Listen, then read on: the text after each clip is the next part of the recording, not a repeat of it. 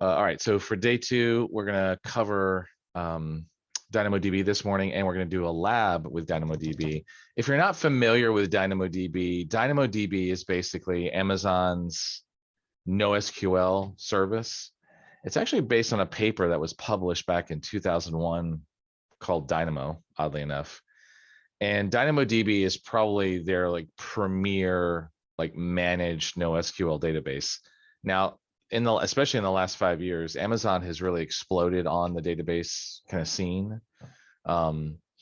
They went initially from just having like your traditional kind of RDBMSs like Oracle and MySQL and all that, and then DynamoDB has always been in play, to like a whole bevy of other services like graph databases and Elasticsearch and MongoDB and Cassandra, and most of their technologies are based on open source analogs. So, and I think they just released an in-memory, another Redis in-memory cache, because they've had a previous one called Elasticache, which has gotten really mixed receptions. But honestly, any new service that Amazon releases, just to tell you this, you can kick the tires on, but usually, honestly, they're pretty garbage actually for the first 6 months. So I usually just leave them alone and maybe take a look at them after 6 months, because I don't want to get a like bad perception about their services. They do that because they like to present and then fail fast, and so they don't mind presenting services that are incomplete or whatnot, especially if they meet like a basic customer need.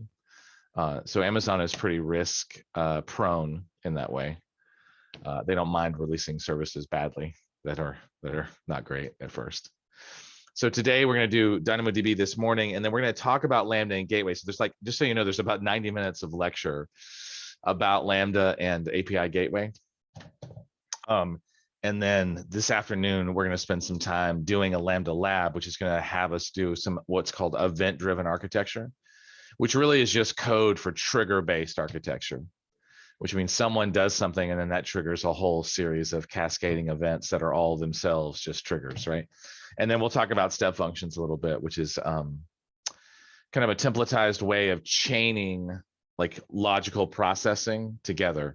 And that makes it sound pretty abstract and weird, but it's like, if I get this result, go this way, otherwise go this way, and once I get this result, do this. It's like just kind of like logical processing. There's really no other way to say it.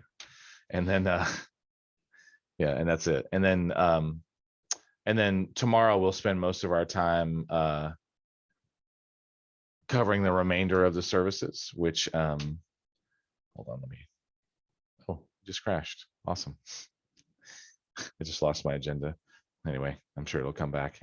We'll spend the rest of the time covering the remainder of services like EC2 and I'm sorry, SNS, SQS, and other kind of like decoupling services, as of which SNS and SQS are probably the premieres. We'll talk a little bit about security and some best practices. So in terms of what we did yesterday, open floor, does anyone have any questions as we're like people are still joining?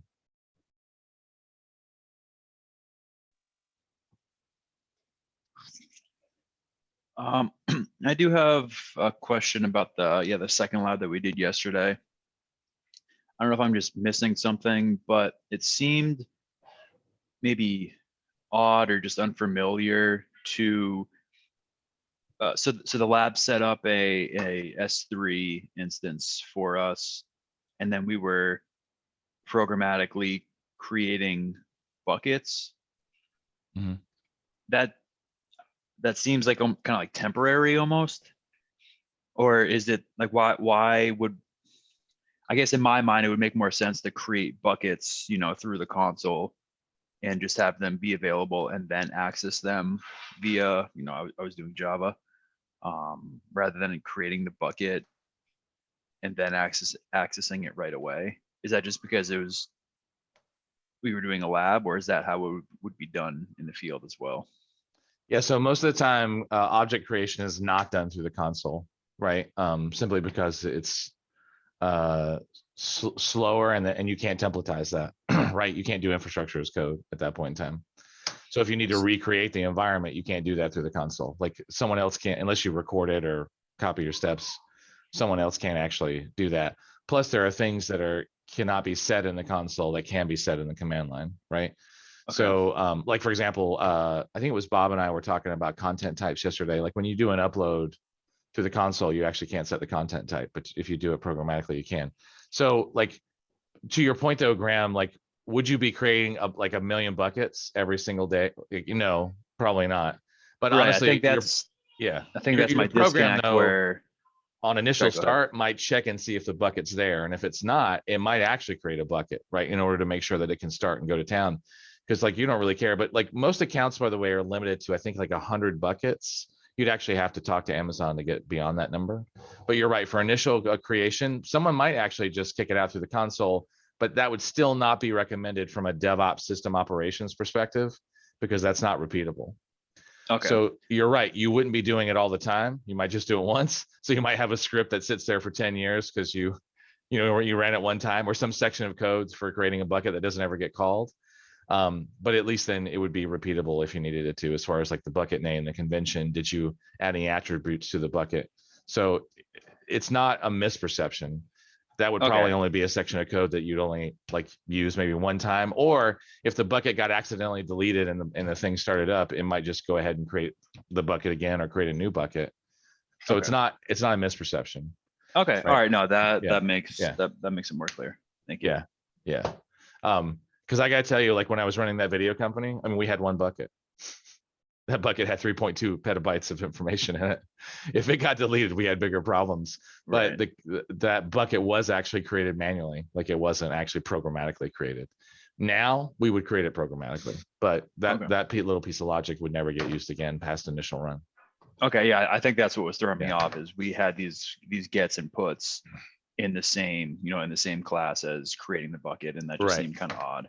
But Nah. that now It- that you talk through it, it makes a lot more sense. Yeah, because I mean, why would you keep them even that little bit of memory for that class if you were only going to use it one time, right? Yeah.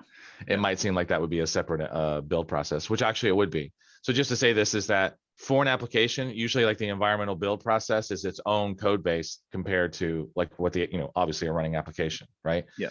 So the infrastructure team would actually have their own separate code base for that. And those prerequisites would have to be met before the application ran. So Cool. that would be Okay. it. No, that's perfect. Thank you. Yeah. Cool. That's a good question. Other questions or even comments? We're open.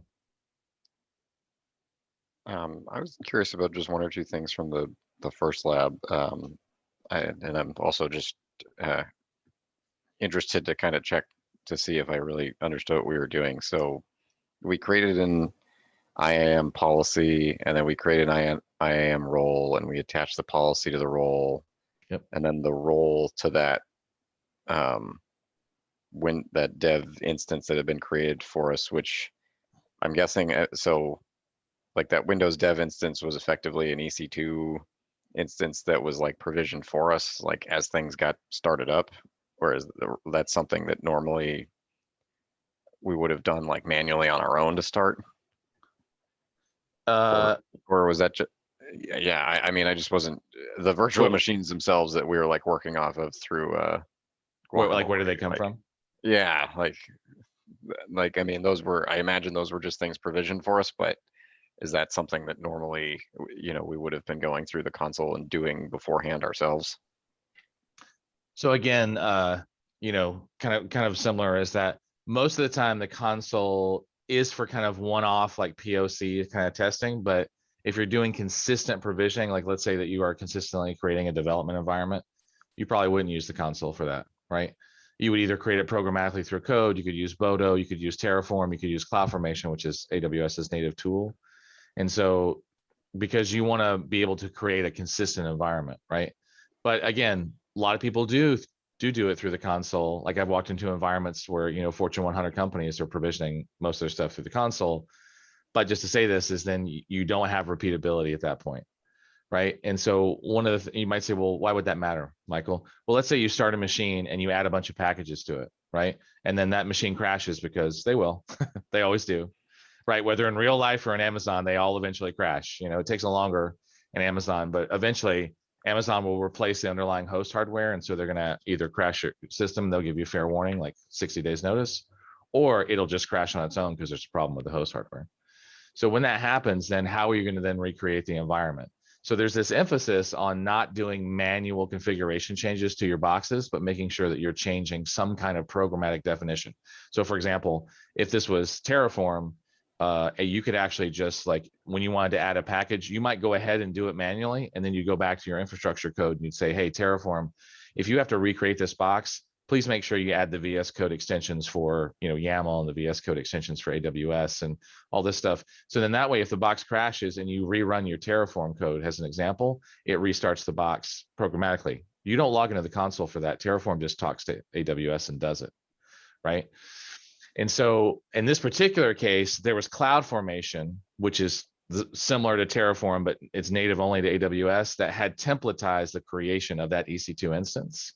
And that EC2 instance was already configured with everything that was needed.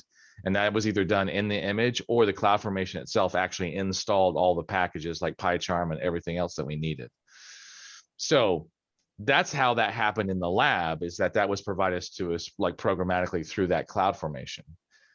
How you do that yourself is all up to like the tools you want to use. Like one big emphasis that Amazon's pushing right now is that you stay in your native language, and you can actually transform that into CloudFormation using what they call the Cloud Development Kit, or CDK.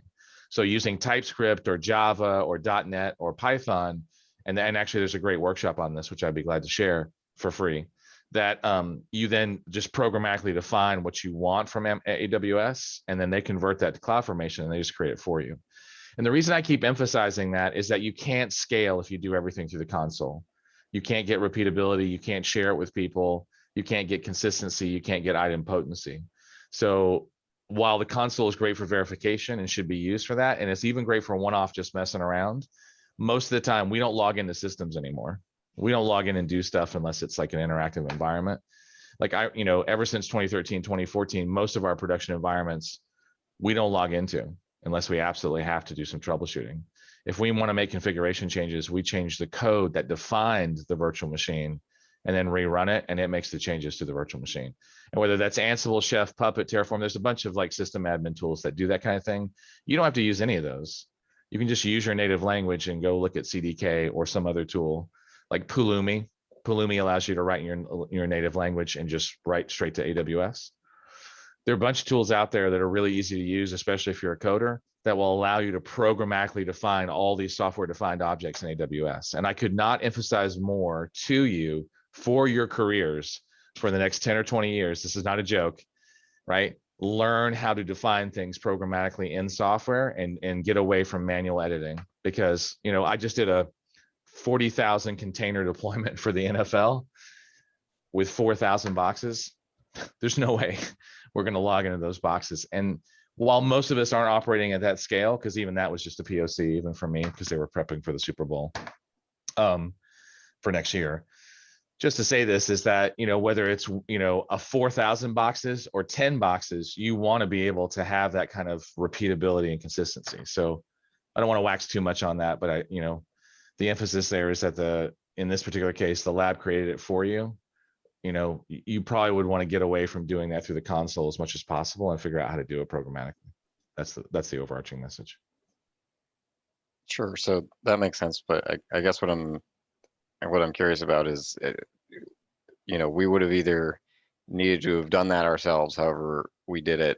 And like similarly with the S3 buckets that were, we never really looked at, but that we connected to sort of as a test. Those either would have needed to have been created ourselves or created by someone else, and yet they were associated with our accounts. That way we were able to assign roles to them, assign policies to them. Yeah, and that's where the CloudFormation comes in. It defined all that for you, right? So somebody would have had to have done that. Yeah. Right. Yeah. Again, it kind of did it for us. And then the one thing that part of that lab that I think maybe went a little over my head, I didn't understand what the extra policy was, or that permissions boundary, that student boundary thing that we assigned. I didn't really know what that was.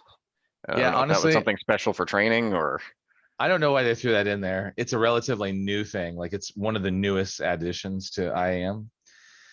And so this is kind of weird, Byron. Like I'm just describe this for everybody, right? So you're all paying attention. Is that you can go in and let's say, we're going to give Dana, for example, we're going to give administrator permissions to them, right? And you can go in and give somebody administrator permissions and then scope it back. So Byron, it's a little confusing for me because I don't know why they added that feature. Because if you don't want someone to have administrator permissions, then don't give them administrator permissions. Instead, what AWS did is they gave you the ability to give somebody a bunch of permissions and then restrict certain services and scope them down.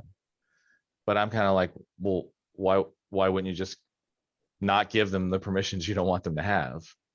Right. So that's what's confusing about the permission boundary is it allows you to basically over provision somebody from a permission standpoint, and the permissions boundary allows you to block them from like certain access. Okay, yeah, no, that makes sense. And I was just thrown off as we were in the middle of that. I was like, why? Like that didn't seem to be part of the exercise, but that sort of makes sense that it was just, it was something put in place to say like, all right, you're about to give them a bunch of permissions, so let's just make sure that we scale it down. You know, maybe at least in the training anyways, they didn't want us worrying about specifically customizing stuff in exactly the right way. Well, and not only that, I mean, it's not like you couldn't just say, hey, they have EC2 access and load balancer access. Like, I mean, you can just carte blanche certain services. So it's not like you even done the two individual things rather than giving us everything and then scaling it back. Right. Because I mean, think about this is that you then you can define everything easily. You can just say star. I want to give you all services and all resources. So that's easy, right? But then in order to create a permission boundary, you got to go through and list all of the services that you don't want them to touch. That sounds like a lot of work. So quite frankly, I was confused. That was a new addition to the lab. I'd never seen that before, frankly. And I taught this 2 weeks ago. So that was a new addition to the lab, which I didn't quite understand. And don't get me wrong, I'm sounding a little denigrating around permission boundaries. I'm sure there's a good use case for it. I just can't for the life of me think about what that is. I just haven't found that out yet. I'm sure maybe like someone's like, I want to give carte blanche and I just want to block 2 services. Okay. Maybe that makes sense, right? Instead of having to list everything out. So I just haven't found a good use case for that. So don't let me knock it. But at the same time, I have no idea why it was included in the lab, and it was confusing, Byron. And your interpretation about like it looks like that we gave everybody everything and then scoped it down. That's accurate. That's what permissions boundary do is they cut off access. Okay, cool. Thanks. Yeah. Any other questions? But I had some questions about people, but please go ahead. So the CloudWatch is specific to one resources, like say for RDS or EC2, I just use that for one resource, or can I, let's say I have like 100 EC2 or 100 RDS in the cloud, can I use one CloudWatch dashboard to show me all those 100 RDS? Yeah, so there's no restriction to the number of systems you can stick in CloudWatch, just what you're willing to pay for. The dashboard can be multi-dimensional. So this operates like any modern kind of performance management system. You can display any and all numbers of metrics and dimensionality with no restrictions. So yeah, Nisha, I mean, I think the most I've ever had in there is a couple thousand systems, but like you can display metrics for all of that. Obviously it gets messy, right? Depending on if you show all of them at one point in time, but yeah. But what about like more than one RDS? Let's say I want to display metrics, just how much the RDS size for a bunch of RDS. Can I still do that? Absolutely. Okay. Yeah, there's no restriction. You can mix services, you can mix, metric types, you can do all kinds of mixing. There's really very few limits on dashboard. Just how do you present it, right? That's really the density, right, is the main issue. But other than that, there's no technical restrictions. You could put, every single service you have in your account in a single dashboard and display all the metrics for it, right? It'd be a crazy graph, but you could do it. Okay. Yeah. So there's no restrictions there. The only restrictions, by the way, to say this around CloudWatch is that Amazon doesn't like crossing your operating system boundary. So if it's a metric that only the operating system can see, and I'll give you 2 examples. One is the operating system's perspective on memory used and the operating system perspective on disk used. Those 2 metrics by default will not come out of an EC2 instance, because in order to get that, you actually have to talk to the operating system, which Amazon doesn't do by default because they don't want to betray anybody's trust. And so they don't hop into the operating system unless you give them permissions. But there's an easy solve for that. You can either write a cron job or either Perl or Python or whatever to emit the metric directly into CloudWatch, or you can run an agent. So CloudWatch has an agent, Systems Manager has an agent. there's agents that you can actually put on the system and turn on, and they'll automatically start gathering metrics about the operating system. For other services like RDS, there are rare cases where if it's a platform service, like RDS is a platform service because it's actually not a highly managed service, it's a moderately managed service, you have to check a box that says like enhanced monitoring in order to get more details about the service. But even then, you're going to get basic details about every service that runs inside AWS. In rare cases for an older service, like one that was launched prior to 2010, you might have to hit a checkbox to get deeper level metrics. But if it's a highly managed service like DynamoDB or Lambda, forget it. You're going to get all the details you want.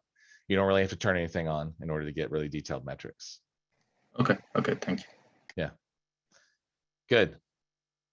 All right. Other questions?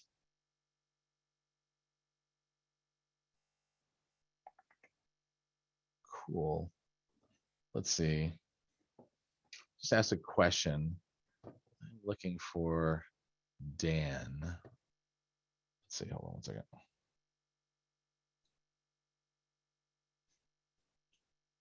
Bear with me just one second.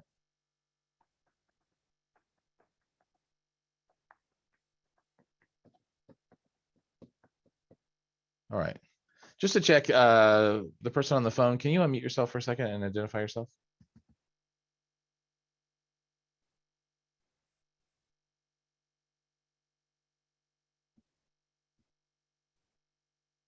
Cool. All right, Baba. Cool. Just want to make sure. All right. And then Dan Valou. I have not seen Dan. Okay. Does anyone know Dan Valou? No? I thought he was taking this in October. Ah, okay. I could be wrong, but pretty sure. Okay. Thank you for that. I'll pass that back to the person. I don't want him to get dinged for supposedly being here and not. Okay, cool. Awesome. Thank you. Thank you. All right, so moving on. Let's get into DynamoDB.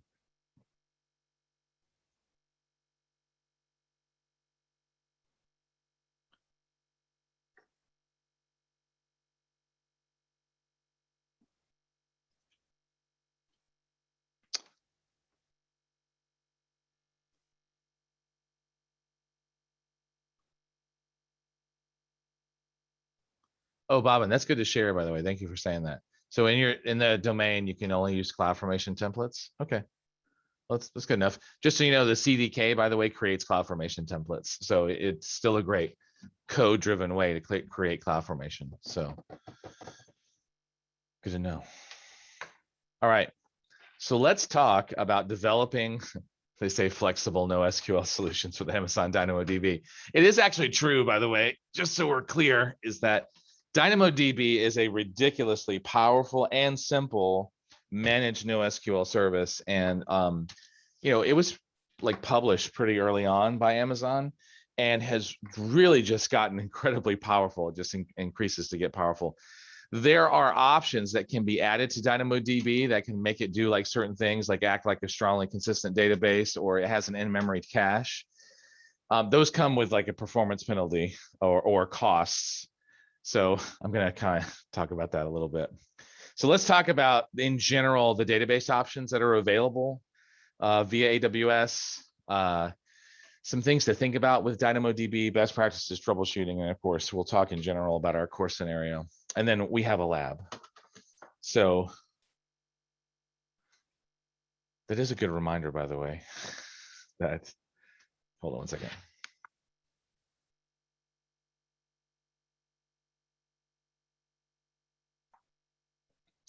Is a good reminder to make sure we set the labs up. Okay, so when we talk about relational to non-relational databases, so just out of curiosity, I would love to just put it in chat. Please paste into chat any NoSQL technology that you've dealt with within the last 5 years. Anything. Could be MongoDB, could be Cassandra, could be Dynamo itself, right?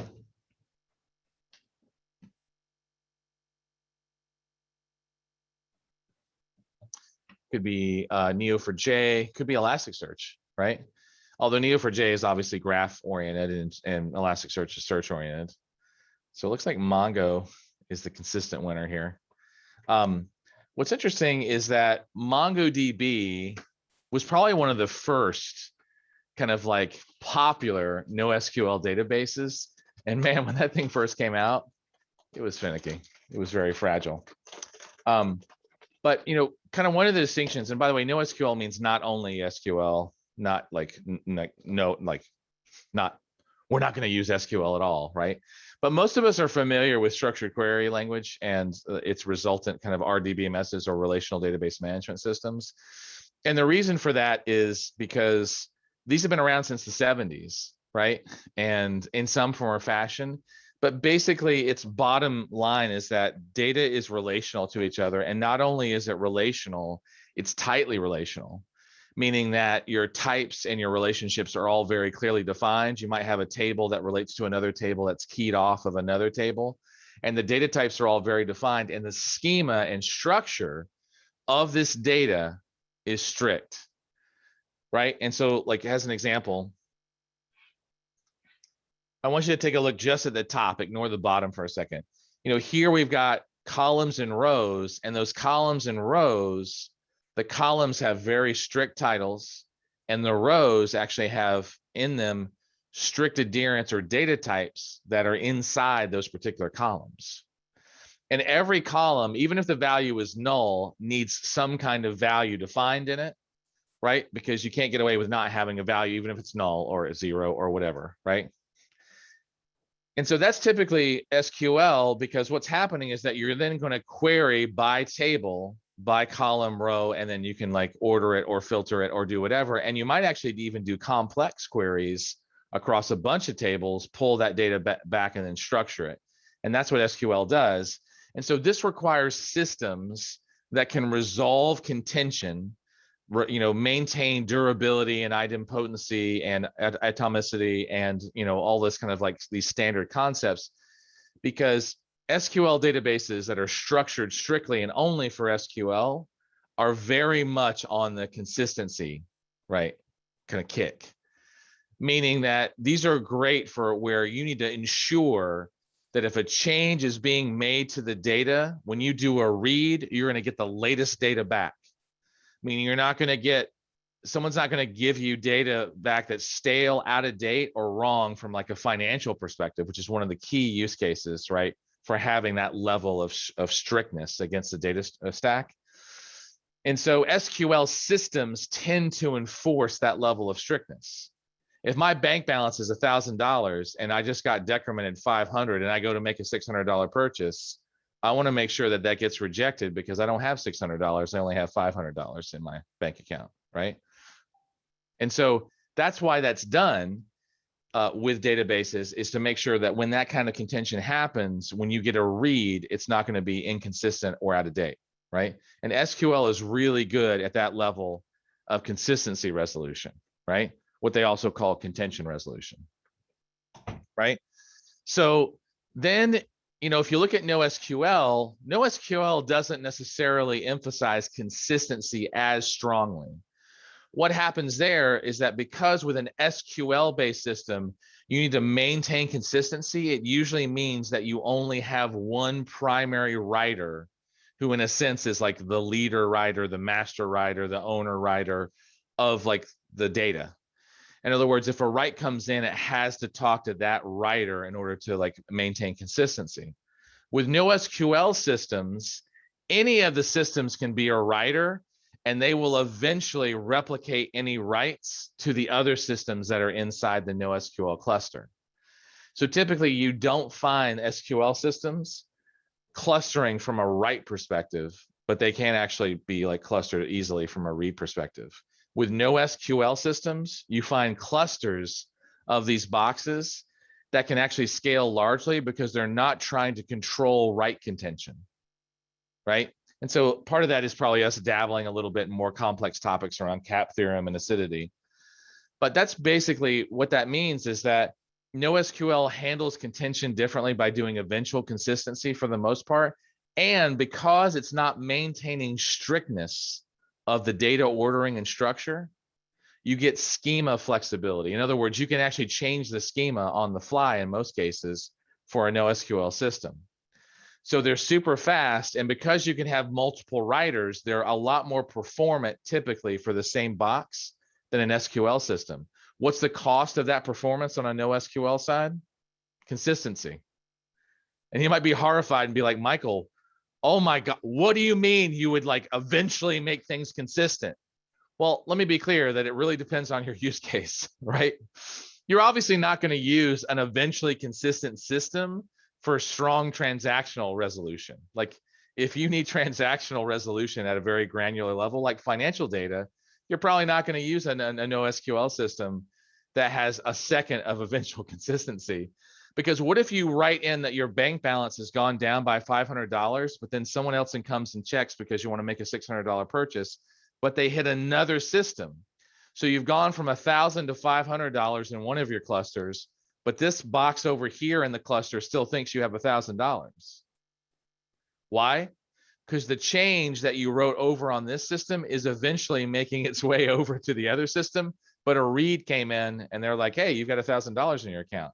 In reality, you're down $500 to $500, but this system over here doesn't know it because in NoSQL, you are eventually consisting, like you're eventually replicating the data. You're not strongly replicating the data, right?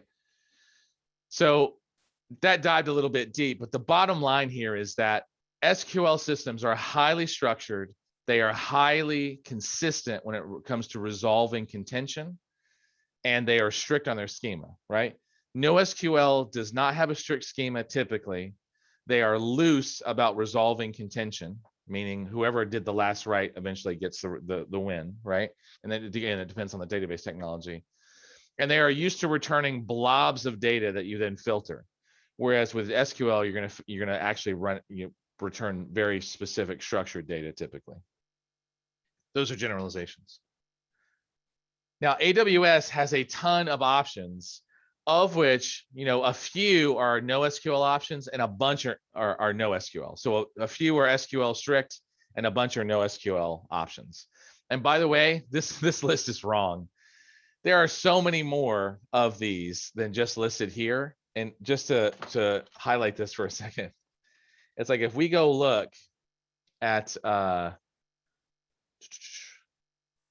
let's go look at the console home for a second. Oh yeah, you want me to sign in? That's fine, we can do that. I guess it has been a minute, so you are right to ask.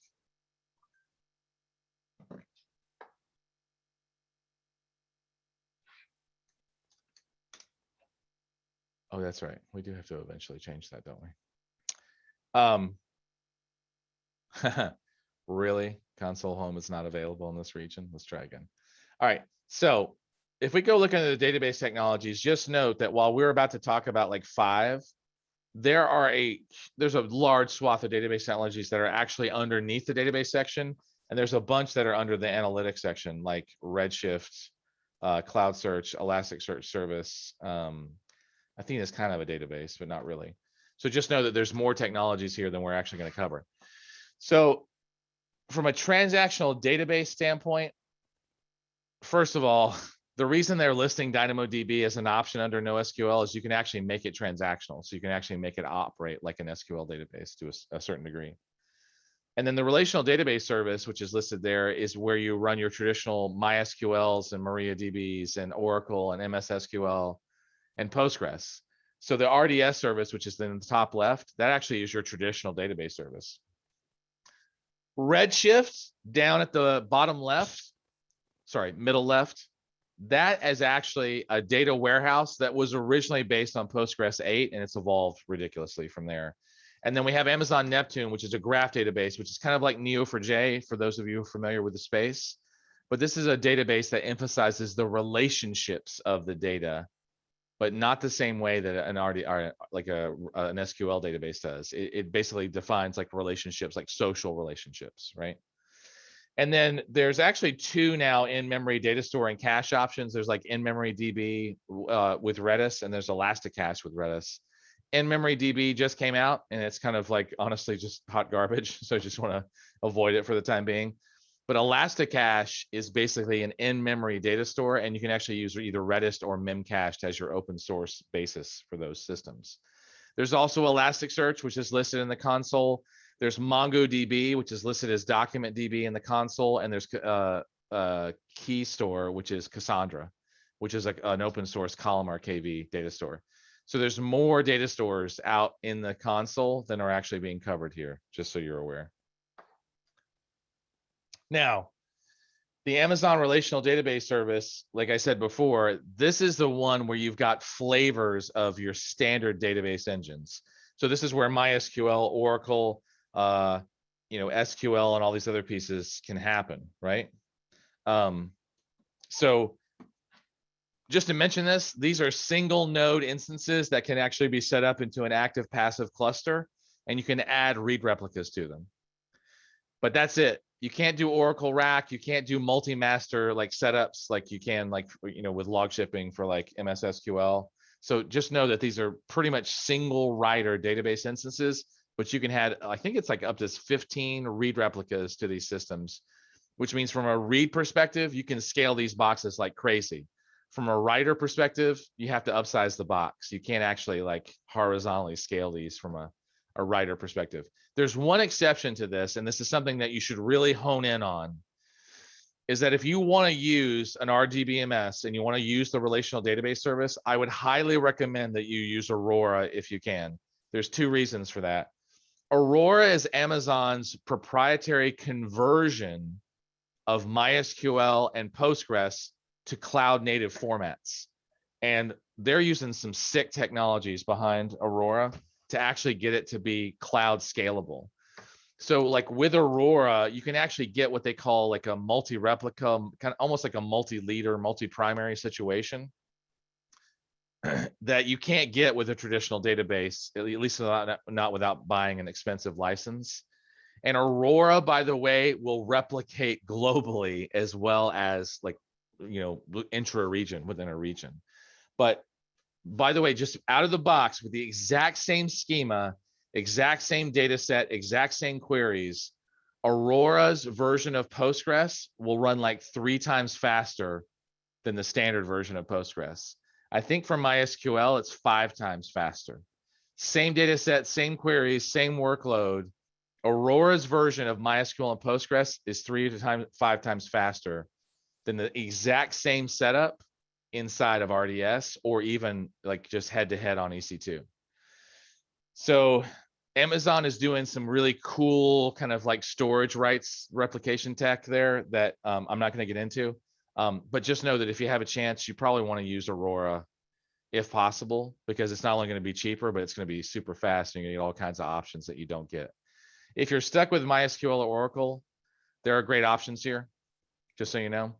But if you are using MySQL or Postgres, I would consider like seriously using Aurora if possible. One other thing to mention, here's the second reason to use Aurora. Aurora has a serverless version. And you might be like, what, Michael, that's weird. No, what it means is that, just so you know, when you run RDS, you actually have to choose these EC2 style instances to run your RDS database. You don't get access to the instances, but they're sized just like EC2 virtual machines with some, minor changes. Aurora has a serverless version where the only time you actually pay for the database is when someone runs a query. And of course you pay for the storage you're using, but that's it. So you don't pay for a running virtual machine to run your database if you decide to use Aurora serverless. They just came out with version 2 of it, by the way, because version 1 was horrible, but version 2 is spectacular. So I think you'll find that if you do need MySQL or Postgres and you are running it in AWS, take a serious look at Aurora. And if you decide to go serverless, just kick the tires on it first, just from a performance standpoint. But overall, it looks like version 2 of serverless is going to be amazing for Aurora. Okay. That was a lot about the relational database service. All right, so this is Aurora a little bit more deeply. It does multi-region high performance. It's compatible with MySQL and whatnot, Postgres, right? Like I said, it's super fast. Redshift is their data warehousing service. So Redshift, as I mentioned before, is based against Postgres. It will, by the way, hook into S3. So there's a Spectrum addition to this.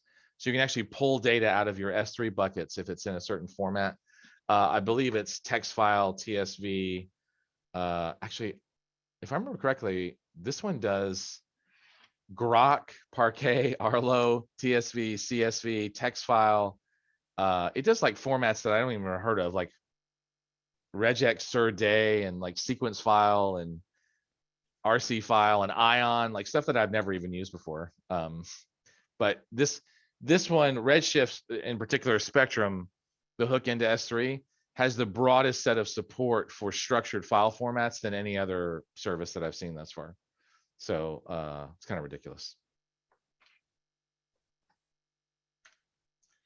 All right, so moving past the data warehousing service, which is what Redshift is, moving past a cloud-based relational database service, which is what Aurora is, moving past just relational databases in general, which is what RDS is. Let's talk about Elasticache for a second. So Elasticache basically allows you to just deploy an in-memory data store cache. So this is awesome because it comes in two flavors, the Redis flavor and the Memcache flavor. Now, in general, Redis tends to be what people go for, especially if they want like sorting and ranking and caching and session management and real-time analytics and stuff like that.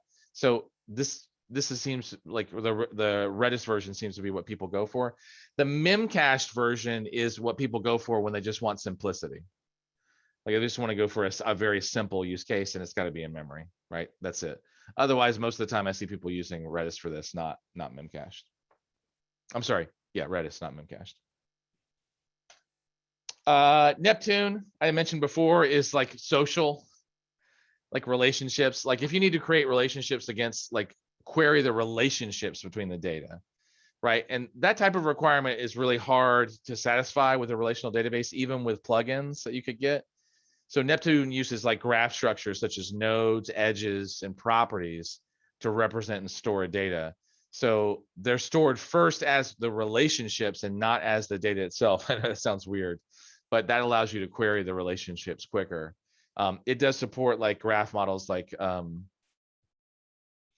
Apache's Tinkerpop, right? Which is really interesting. Or the W3C's like resource description framework, the RDF framework, right?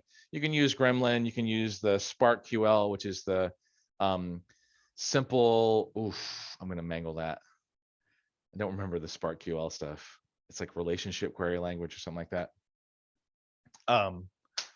But yeah, so I have only used Neptune one time back in 2018 when it was released. But I've used graph databases a lot.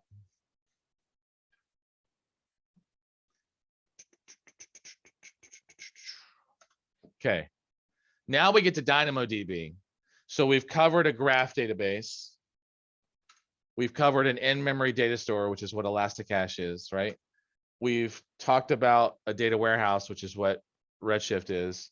We've talked about RDS, which is the relational database service, and we talked about a subset of RDS called Aurora. By the way, don't let them fool you. Just like Fargate, Aurora is a subset of RDS. There's no place for Aurora in the console, just like there's no place for Fargate outside of ECS and EKS. So don't be fooled if someone talks about Fargate as if it's a separate product. It's not. It's either a subset of the container service or the Kubernetes service.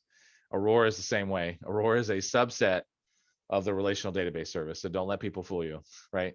Amazon does this where they market something as if it's a separate product and you can't find it in the console. It's because it's actually another service.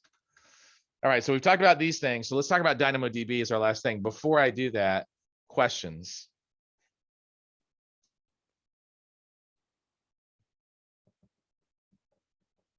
So good question. So the question I got was like, can you run SQL against large unstructured data in S3? How does that compare like for S3 Select?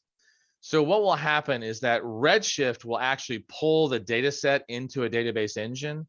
S3 Select will actually run it across the S3 like data structure. So S3 Select is a lot slower than Redshift, and you won't be able to do like ETL transformations, uplifts, and other things that you could traditionally do with, for example, Redshift, right? Just as an example. So S3 Select is also very limited into the number of data sets that it can run. I think when we looked at it, there were only 3. And so there's a much broader set of structured data files that Spectrum can read from Redshift compared to S3 Select. S3 Select, if I remember correctly, only has 3 from our discussion yesterday.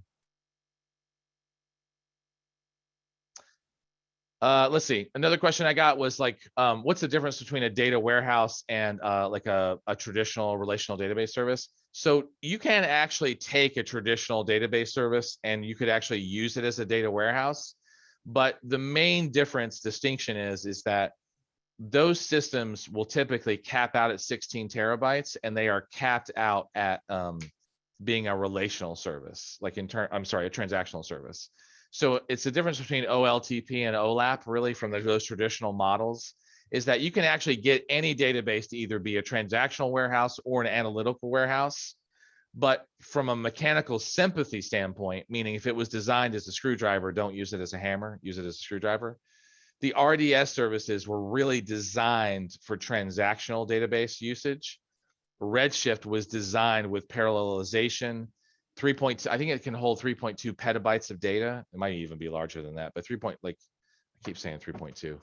That I don't even know that's the number. That was the number of video files I hosted in a bucket, but it's petabyte scale, right?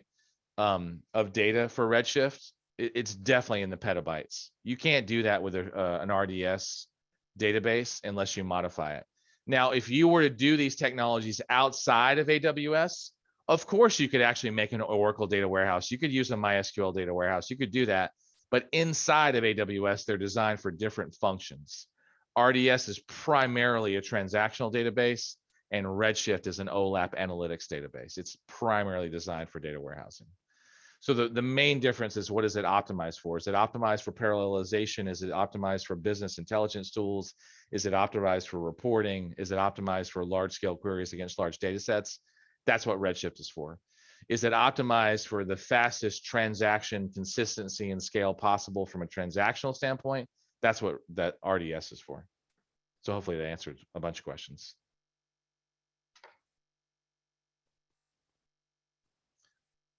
Good. Okay. So let's just touch on DynamoDB then. So DynamoDB is the premier data warehousing service. Sorry, that's not correct. DynamoDB is the premier NoSQL database for Amazon. So this is a highly managed service. So you don't see servers at all. So like this isn't like RDS where you can actually choose your t-shirt size of virtual machine, but you don't get to log into the virtual machine. RDS is like platform as a service. DynamoDB is 100% serverless, which, remember, when I say the word serverless, I want you to think hidden servers, meaning you don't see them. So DynamoDB is designed for you to just fire and forget. You create a table. You can even structure that table to a certain degree with attributes and a primary and a secondary key, like for sorting purposes and for search purposes, obviously. And you just fire it and go, right? If you want to replicate that table, you can set that up. If you want to do triggers off the table, you can set that up. If you want to, do encryption, encryption's enabled by default. But DynamoDB is like, DynamoDB integrates tightly with IAM, so you can actually create IAM policies that allow fine-grained control all the way down to like the row attribute level. It's super flexible. So not every, you can change the schema with every data insert if you want to, right? Or like add to the schema, really, not change it. It is fully managed, and you can get actually sub-millisecond returns on this this thing, especially if you're using DAX, right? So DAX, by the way, is Amazon's in-memory cache for DynamoDB. It's called the DynamoDB accelerator. That's why they call it DAX. Okay. So before I get into this, there's just one thing I want to make sure that I do, which is make sure that your labs are started. So bear with me just one second. Just make sure everything's cool here. Okay, so we're going to be doing lab 3. So let me activate this lab and then let me pre-warm it. Cool. All right. Okay. Any other questions thus far before we roll forward?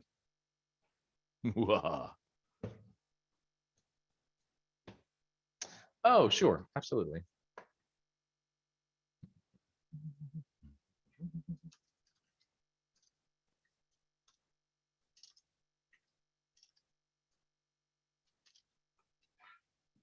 There we go.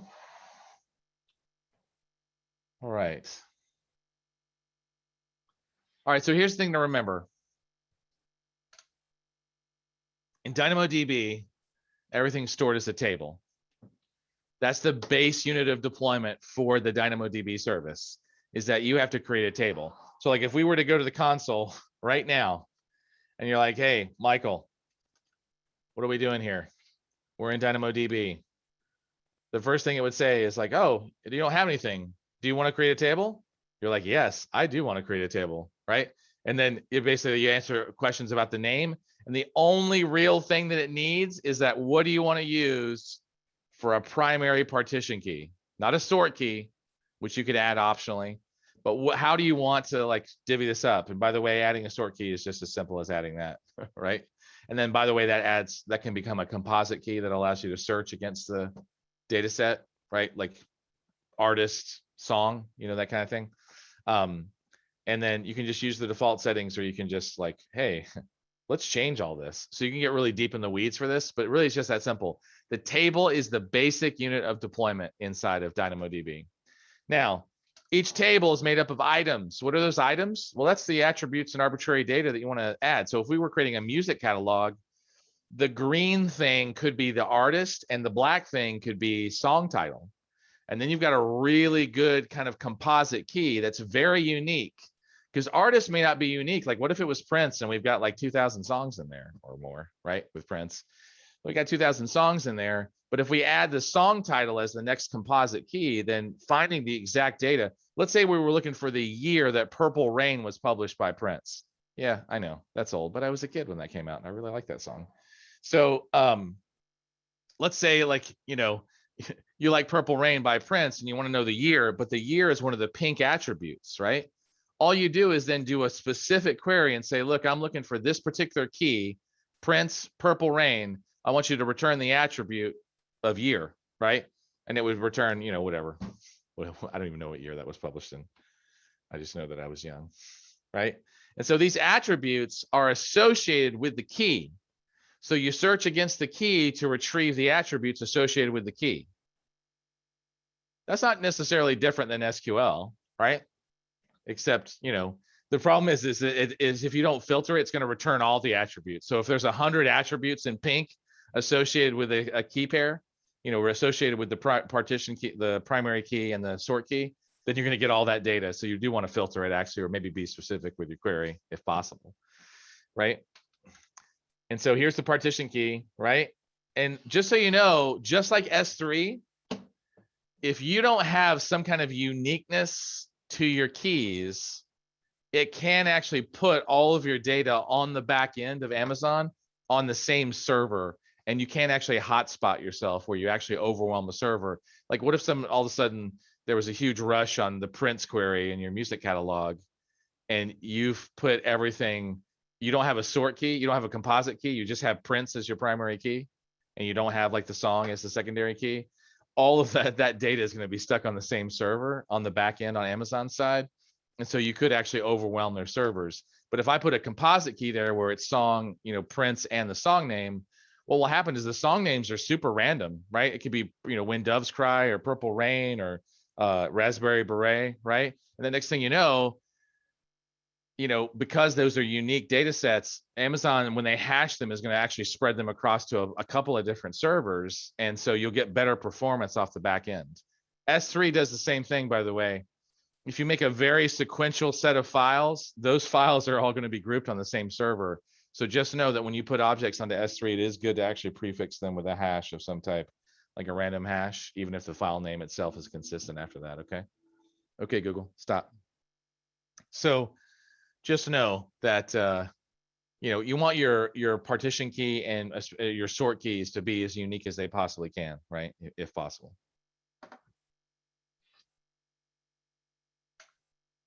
All right, and there's the sort key. Sort keys are optional. I will tell you that probably it's a good idea, unless your partition key is very unique, make sure that you have a sort key. It makes things a lot easier. Now here, just to give you an example of what like a partition or a primary key and a sort key could look like, let's take a look at this. So here we have a partition primary key, right? And so we're moving away from like our music catalog. Let's say this is IoT data. So the primary key is going to consist of a single attribute, right? Like the name or whatnot. If we go and query this table and it's got 1 million entries and we query for sensor A, we're going to get back a bunch of sensor A queries. That's not very specific, right? And so just know that like adding, for example, a time key, let's say I'm looking for sensor A data between a certain time range because I've added now a sort key, which is what I've done on the right-hand side. That is super important to add a differentiating aspect to your data. It's the same thing as I was referring to with the music catalog. If I go out there and I search for Prince, I'm going to get Prince's entire catalog. I don't need that, right? Because then I have to sort, I have to filter against a larger data set, and that's super inefficient. If I put the name in there, in addition to the artist, and I put the song name in there, then I can actually filter against the song names. And if I put, let's say I don't do song names, I do album instead. That's actually even better because I'll be like, hey, can you give me all the songs that are associated with Purple Rain and when this was published, right? But to say this is that you want your partition key and you want your sort key to be as unique. One of them needs to be as unique as possible. Okay.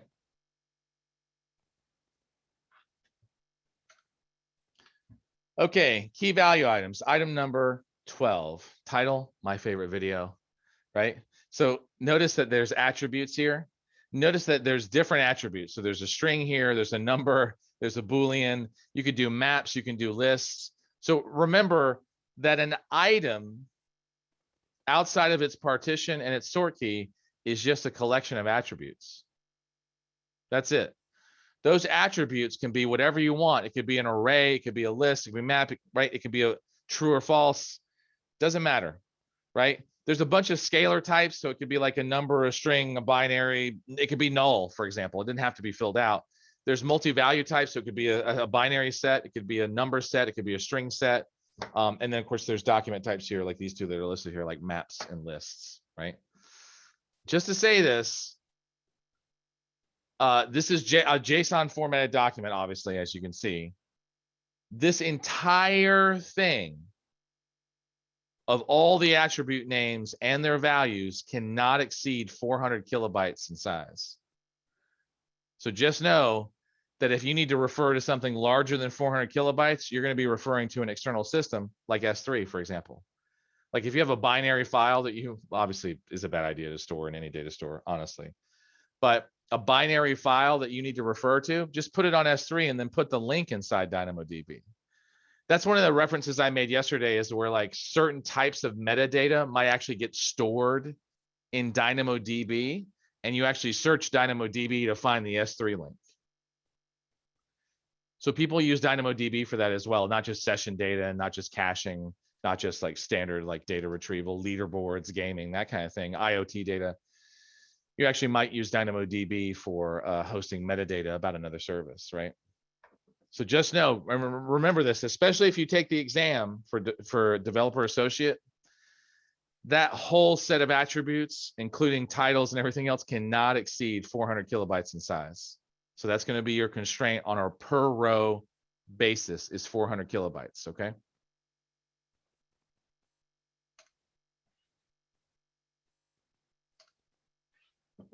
Now, I talked a little bit about this at the very beginning about read and write consistency and contention resolution to a certain degree, right?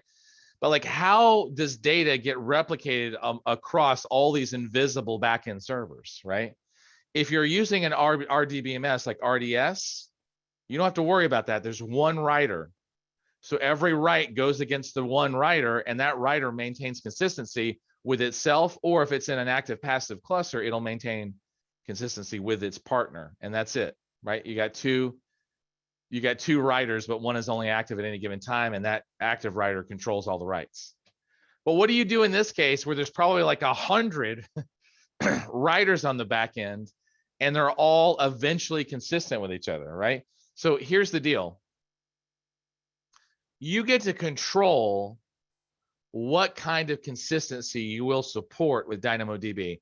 In other words, if this is financial data, you might be like, look, man, we're going transactional on this.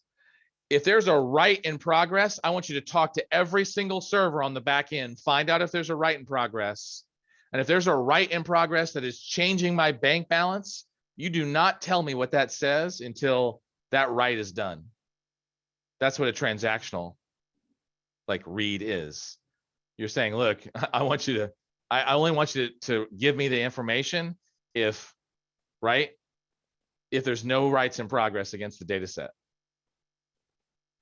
A strongly consistent read will return the most up-to-date data by talking to all the systems, but it won't check to see if there's a write in progress. It'll just go and talk to all the systems, say, what does everybody say is the data, right? So if there's a write in progress, it won't show that. That's what a strongly consistent read is. And you might be like, Michael, why are you talking about writes for reads, right? Well, reads are only as accurate compared to any writes that are in progress, right? So that's what I'm saying. And then an eventually consistent read, by the way, is only going to talk to like 1 or 2 servers and say, hey, out of the 100, do 20 of you agree that this is the data? And then 20 of them are like, yep, guess what? We got $1,000 in the bank. And you're like, okay, you know what? You 20 said that we have $1,000 in the bank. So woohoo, we got $1,000, right? Now, meanwhile, another 20 boxes probably just got a thing that said, hey, by the way, we just decremented your $1,000 balance by $500. But with eventually consistent reads, it doesn't even like remotely check all the systems. It checks a small like subset of the systems and says, hey, is this what the current value is? Yeah, it is. Okay, good. Move on. It's really, in a sense that you could think of it as sloppy, but it's also really fast, right? So to recap that, if you absolutely must have the most accurate data across the entire back end of your DynamoDB instances, and you want to take into account any writes that are in progress, that's what transactional reads are for. If you just want to talk to every server that makes up your DynamoDB cluster that you can't see and make sure that everybody agrees this is the most recent read data, that's what strongly consistent is. If you're like, hey, I don't really care, talk to a few of the systems, just let me know what the last number was, that's what eventually consistent is, right? Now, again, some of you might be horrified, but there's tons of use cases where you're not going to care what the most recent data is, right? Sorry, I just got a question. Nested data structures in JSON are okay? No, no, Bob, I don't think that's the case, actually. Like, I don't think you can do nested data structures inside. One, because nested data structures are typically bad performers in almost every NoSQL system I've ever seen. And I don't think that DynamoDB supports that. Like, for example, I've done that in Elasticsearch and other systems, and performance just tanks when you start doing nested data structures, especially if you're 3 or 4 layers in. So I don't think that DynamoDB supports nested data structures, but the real answer is actually, I don't know. But I'm pretty sure it doesn't, actually. I'll have to look that up. Let's see. Another question I got was, what happens in a strongly consistent read if another server has a different return value that the called server hasn't been updated with? So no, that can happen. So what will happen is, let's say it calls a small, let's say you got 100 servers on the back end and it calls 20 and a couple of them have an updated value. It'll use the updated value, even though that hasn't been replicated across the whole set of 20. So it will actually come up with the most recently changed value will be the one that it'll use, Graham. So just like if it says that, like it will actually use the most recently updated value, but it's only going to check those 20 servers. If that value is now changed a 3rd time in one of the other remaining 80 boxes, you won't see that, right? Oh, sorry, hold on. Did I say that right? No. Sorry, I said that wrong. Let me start over. You didn't say eventually consistent. You said strongly consistent. In a strongly consistent read, whatever is the most recently updated value across all of the backend systems, that's the value that gets used. So if there's 3 values, but one of them has a timestamp that's more recent than the other 2, it will use the most recent value. So, because it's going to talk to all the systems. So even if that, like, it hasn't been radiated out to everybody, the latest write is the one that always wins in a strongly consistent read, right? So let's see. Other question I got is that with S3 and Dynamo partition, since it doesn't like similar alphanumerics or consecutive alphanumerics, is a UUID acceptable? 100%. That is a great question. UUIDs tend to be fairly random from my perspective, at least when I'm generating them. So UUIDs are great, actually, has either primary keys or like, prefixes inside of an S3 bucket. Let's see. Does each DynamoDB server in a cluster have its own disk database? Niche, yes, absolutely. So just to say this is that when the partition on the back end, the data set is actually copied multiple times. At a minimum, AWS copies your data. Like if you put a data set out in DynamoDB, it looks like one table to you. There's actually 3 copies of the table. Sometimes there's 6. It just depends, right? At a minimum, they make 3 copies of your data, and those copies are always kept in sync. So so each of those systems that is hosting a copy of that data has their own independent compute, disks, everything. So that way, if one is lost, by the way, you'll never even know because Amazon will just spin up another one or bring in a backup copy. So you won't even know that you've lost a backend partition. They call them partitions. They're actually servers. Good questions. Okay, so reminder, reconsistency levels. Transactional means it's going to check, talk to all the servers, and it's going to check to see if any writes are in flight. Strongly consistent, just going to talk to all the servers. Whoever has the latest value, that's the one we're going to use. Eventually consistent, talk to a subset of the servers. Whoever has the latest value, that's what we're going to use. That's the difference between reads. Now, writes operate the exact same way. Writes say if it's a standard write, it's going to write it out. And then whoever gets it accepts the write and just says, hey, I got it. But it hasn't actually replicated the write out to any other servers. With transactional, if you ask for a transactional write and you have 100 servers on the back end, when you write that transaction out to, like, let's say 20 servers, which is, can easily happen. What will happen is it will not tell you that write is complete until it has written it to all of the backend partitions, all the backend servers. So that way you ensure that every single system has that write at that value. So a transactional write will not return to the client that it's done writing until it's told every partition of your DynamoDB system that it's written that data, that the data has been changed, updated, and written to disk. So transactional writes are highly consistent, and they do provide acidity. They provide atomicity, consistency, isolation, and durability. So if you're a database guy and you're like, look, I have to have acidity for my transactions, you can use DynamoDB for that. The only cost is that it starts operating more like a RDBMS. And so it's, it functions just a little slower. That's it. But we're talking milliseconds. Good. Other questions?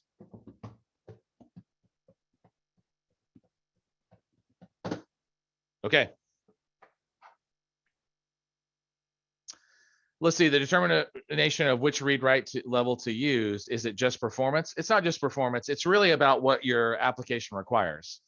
Can you afford for things to be fuzzy?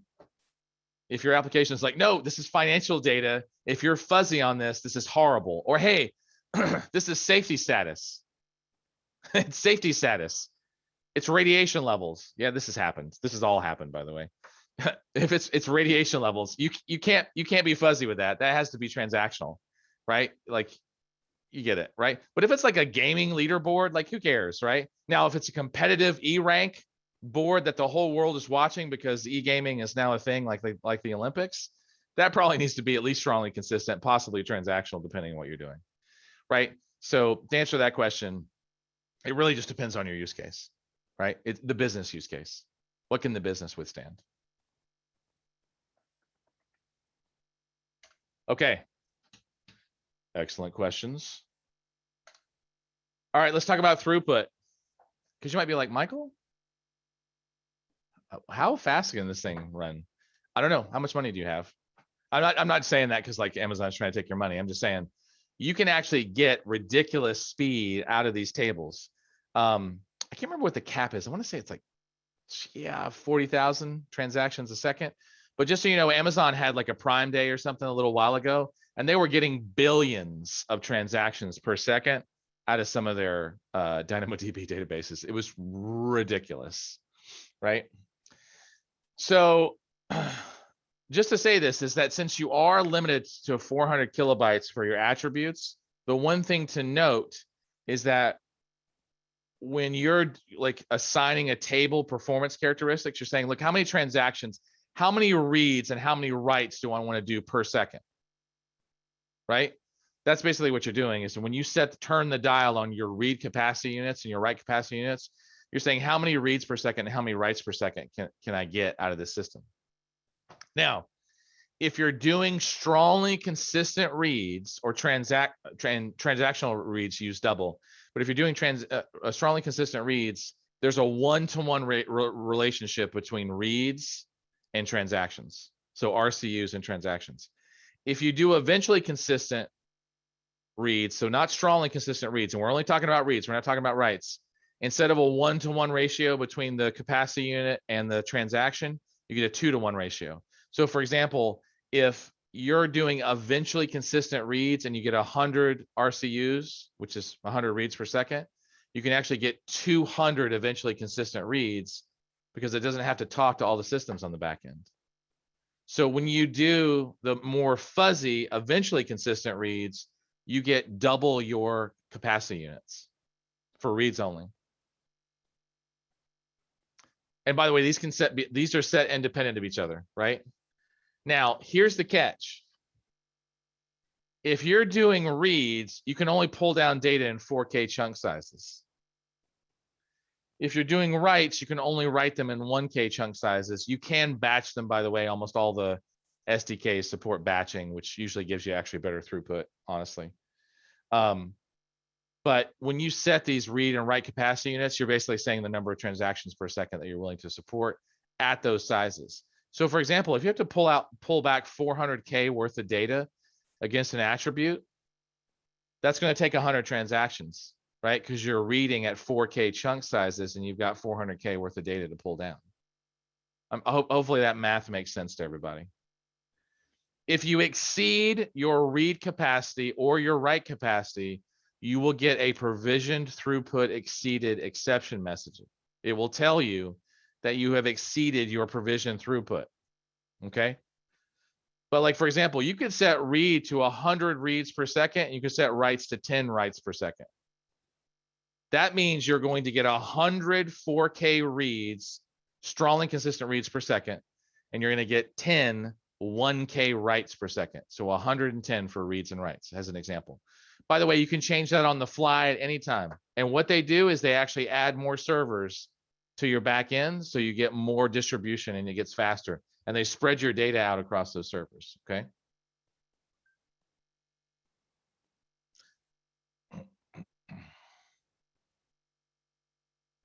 Okay.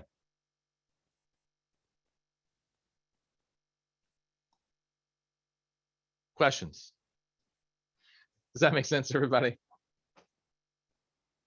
Where does the exceeded provision throughput error show? It throws an exception. Whenever you're trying to write and you hit that, it throws the exception back at you, right? So you'll get it in the response body.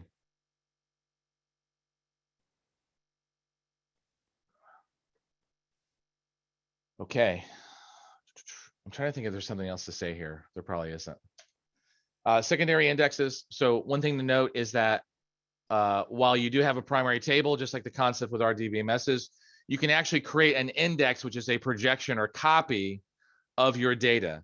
Now, here's the weird thing. I just want to tell you this, is that there's two types of indexes inside of DynamoDB, which are basically just in-memory copies of your data. There's a global index and there's a local index. These are all secondary indexes. Here's the weird thing. There's like weirdness here that I wish they would change. But like when you create a table, at the time that you create it, that's the only time that you can create local indexes. Local indexes use the same primary sort key that you were using in your primary table. So they're almost, local indexes are almost an exact copy of your table. The only difference is that you filter which attributes get copied over to the secondary index, right? Now, global indexes do not have to be created at the time that you create the table. And global indexes allow you to change practically everything. You can change the sort key, you can change the partition key, you can change the attributes. It has its own independent read and write performance units. Global indexes, from my perspective, are way better than local indexes. not only because you can actually create them whenever you want to and delete them whenever you want to, but they have their own separate performance characteristics, so they don't impact the primary table. So I don't really use local indexes whenever possible. I think that's an old structure left over from whenever. By the way, DynamoDB, when it makes an update to the table, automatically updates all the indexes for you, which is great, right? So all the data automatically gets replicated for you. You don't have to refresh the index, that automatically happens.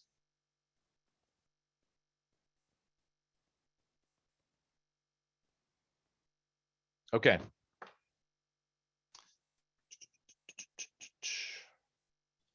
Here's a local secondary index in a little bit more detail. So notice that in the top right, there's the traveler survey table. In the lower right, there is a local secondary index. Now I want you to see that while, sorry, the partition key is the same, the sort key changed. So sorry, I realized I probably misstated that earlier. The sort key actually can be different for a local secondary index. Notice that the attribute is totally different. Now look at this though. What they did is that in the table up top, the sort key is the traveler ID. And what they did is they flipped the attribute and the sort key.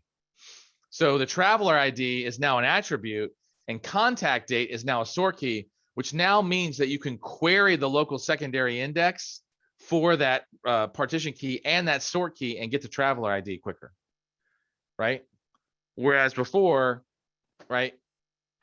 I mean, I think it's as part of a sort key, you actually could still find it, but still where sort key equals, 3 or whatever. Now, just to say this is that they've done that for whatever use case they need to. Notice that this local secondary index, if it gets hit, it's going to steal write capacity units and read capacity units from the primary table. So if you've assigned 100 read units and 10 write units, and half of and you hit the local secondary index for half of those, that means only half is available for the primary table. So just be aware. Now, here's a couple other characteristics about a local secondary index. Partition key is the same, can't be changed. The sort key, by the way, can actually be any scalar attribute. This secondary index can only be created when the table is created. It cannot be deleted, although it doesn't have to be queried, right? The local secondary index does support eventual consistency and strong consistency. So just to say this, it does support those two, but it doesn't support transactions. It doesn't have its own independent throughput. And the total size of this index can't exceed 10 gigabytes. So just consider that you do have a 10 gigabyte limitation there as well, right? So can't be deleted, has to be created at creation time, steals performance from the thing. Not my favorite, right? Just say it's not my favorite, but it does actually support strong and eventual consistency, which the global secondary index does not, right? So the global secondary index, by contrast, can be created at any time, right? It can have a partition key and a sort key that are completely different than the primary table. The key values do not need to be unique, just so you're aware, and it can be created when the table is created, or can be added to an existing table. It can be deleted, but it only supports eventual consistency. So you need a local secondary index if you want strong consistency. Transactions, by the way, can only be run against the table. So you can't do transactional queries against the index, right? Let's see. Is there anything else to share about that? 10 gigabyte limit still applies. Anyway, questions. Is global indexing available for document DB? I actually don't know, Tiffany, and I say that because I've worked with Mongo a lot, but I don't know how document DB functions because I haven't touched it inside of AWS. I don't think global indexing is available for document DB, but I'll have to look that up. So when I look up nested JSON, I'll look up and see if document DB has, let me write that down, has global indexing.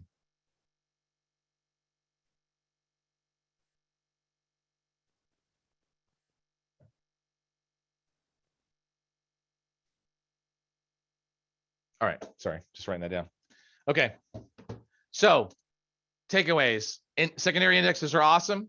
Local secondary indexes have a lot of restrictions on them, but they do support strong consistency. Globals are only eventually consistent, but there's a lot more flexibility with both the data structure and the type. Yeah. A couple other things to note. DynamoDB does support streams. What does that mean? It means that when something is changed, you can actually show what it was before, what it was after, or you can show both of them, right? So when you make an update to a table, you can actually use this as a trigger. You can show the key that was changed. You can show the actual value before and after, you know, and then that stream can be replicated to something else. DynamoDB uses streams when it's doing multi-global replication. So there's this interesting thing, by the way, because this tracks all the changes made to a table, where you can actually create what they call global tables, and you can put replicas in all the regions the world over, which is kind of fun, actually. Like, you can actually have regions that have complete copies of your DynamoDB tables all over the world, and they're all replicating to each other. They're called global tables, right? And so a global table is just a collection of one or more DynamoDB tables, all owned by a single account, and they're all called replica tables. So this is a multi-region, multi-primary database at this point in time that operates globally. So pretty cool if you have that use case. Now here, what ends up happening is that data is written, for example, in US East 1, and then a stream shows all the changes, and then that stream is pushed to EU Central 1 and then to US West 2. So, you know, these changes get replicated through streams. So here, there's a change made in one of the replica tables. That change gets recorded in DynamoDB, and then it gets consumed and propagated out to the other instances. So it's really good. This is obviously eventual consistency. This is not strong consistency. It's not transactional. It's eventual, right? So it happens eventually. Now, conflicts can arise, by the way, because you've got applications that are updating the same item in different regions at about the same time. So here's the deal. Down to the microsecond, DynamoDB uses a last writer wins reconciliation, which means it's going to fingerprint using UTC across the globe who actually did the last write. And down to that microsecond / millisecond, right? Whoever wrote last is the one whose update's going to take over, right? So notice here it's 11:21:03 and 11:21:04.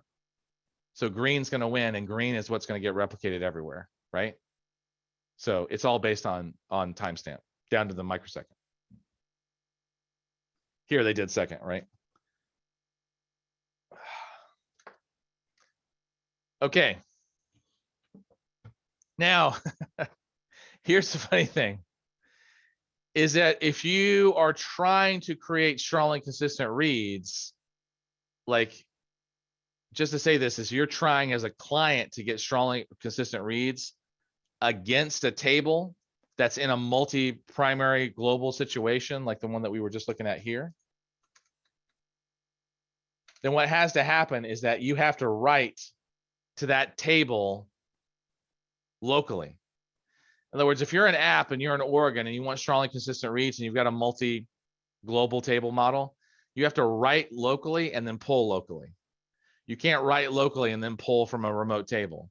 So if you do that, you can get actually strongly consistent reads, but only if you're writing to a local table that's close to you. So if you read from the same table that you're writing to, then you can get strongly consistent reads.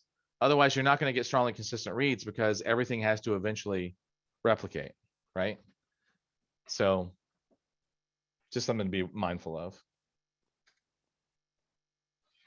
Now, when you create a global table, it takes 3 steps. So one, you just create an ordinary DynamoDB table with streams enabled in any region. Then what happens is that you actually do that for every other region in which you want to replicate your table. And then what happens is that you then define a collection, a global table, and you pull in these locally created tables, and they start replicating with each other. So typically what I do is I don't put any data in any tables. I just create the data structures, stand them up in 3 or 4 locations, and then I create the global collection, and then I start writing data to one of the tables. When I start writing data to one of the tables, it actually tests replication with all the other tables. By the way, if you, oddly enough, from earlier questions, if you do this through the console, it actually does all this for you. If you do it from the command line or programmatically, you actually have to create the tables individually first and then put them in a collection. So it's funny, the console actually makes it easier to do manually. But like I said before, it's not repeatable if you do that. Let's see, DynamoDB not only does multi-master, multi-region global kind of setups, it actually will allow you to do on-demand backup and restore capabilities. So you can actually create full backups of all your tables with zero impact, by the way, against your performance. When you create an on-demand backup, what happens is that there's a time marker against all of the attributes in the table that's set. And then what happens is then all that data is then copied out to a backup that's listed inside the DynamoDB console. There's no limit to the number of on-demand backups. It does not eat any provision throughput against the table. So it actually does it doesn't consume any of your performance throughput. And so that's a standard backup. And now if you want to do a recovery back to a point in time, right? You don't have to do anything around that. You just specify the backup, specify the point in time backup that you want to recover to. And then what will happen is it will restore that table to whatever point in time it has, right? So DynamoDB does maintain incremental backups, or can maintain incremental backups of your table. And just so you know, there's a service called AWS Backup that allows you to set that up so that it automatically does it at whatever time interval you specify. So then as long as you have a backup, you can actually roll your DynamoDB table back to whatever specific point in time you want to, up to and including that backup.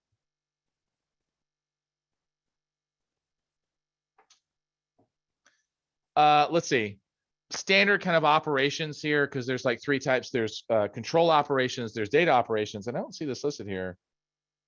There should be stream operations listed here, and I don't see stream operations listed here.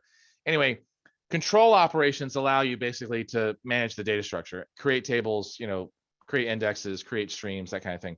Data operations are CRUD operations, the standard kind of like, create, read, update, and delete, right? And then stream operations allow you to enable or disable streams on a table. And I don't see that listed here for some reason. That's weird because it should be. Yeah. So the API, by the way, for DynamoDB is a low-level HTTP based API. Obviously, it depends on which SDK you're using in terms of like how you're connecting with it. Obviously, you have to have a valid digital signature, which is the SIG4 stuff we were talking about yesterday. Yeah, and the SDKs, by the way, construct these low-level API requests on your behalf, right? So you can just focus on application logic. So DynamoDB does have an object persistence model. I think it's only for Java and .NET, if I remember correctly. It basically allows instances of certain client-side classes to map to DynamoDB tables, so you can just manipulate them. You can do CRUD operations, optimistic locking. You can run queries, that kind of thing. So. Oh yeah, no, it says it right there. Available in Java and .NET SDKs. Cool. Okay. It is currently 10 o'clock. I'd like to take a little bit of a break, if that's okay. Anyone have any questions? I promise I won't interfere with break time. Does anyone have any questions they want to ask before we stop for just a second? Give your brains a little bit of a break.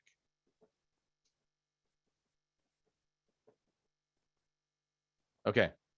So let's do this since we're about to roll into a lab. Let's take a 15-minute break. So it's 10 o'clock now by my time Eastern. So let's come back at 10:15. I'll throw a little timer up and then we'll finish out this last set, which should only be about, actually, there's quite a number of slides left, and then we'll roll into the lab, okay? All right, so we'll see you in 15 minutes.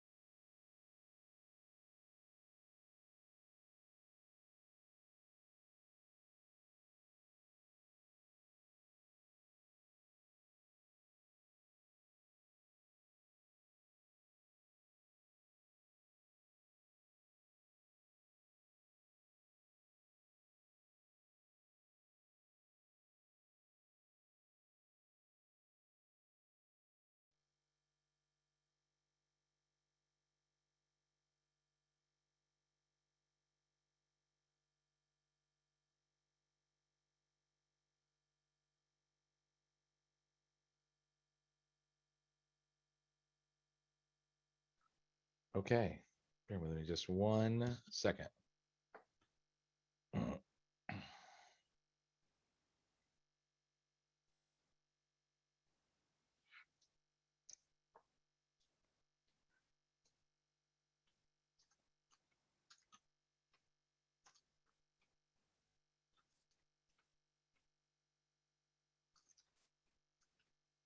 Okay, all right, so moving on. All right, so we talked a lot just now about DynamoDB, about what it was and kind of its various kind of characteristics. Let's talk about kind of how a developer kind of interacts with DynamoDB.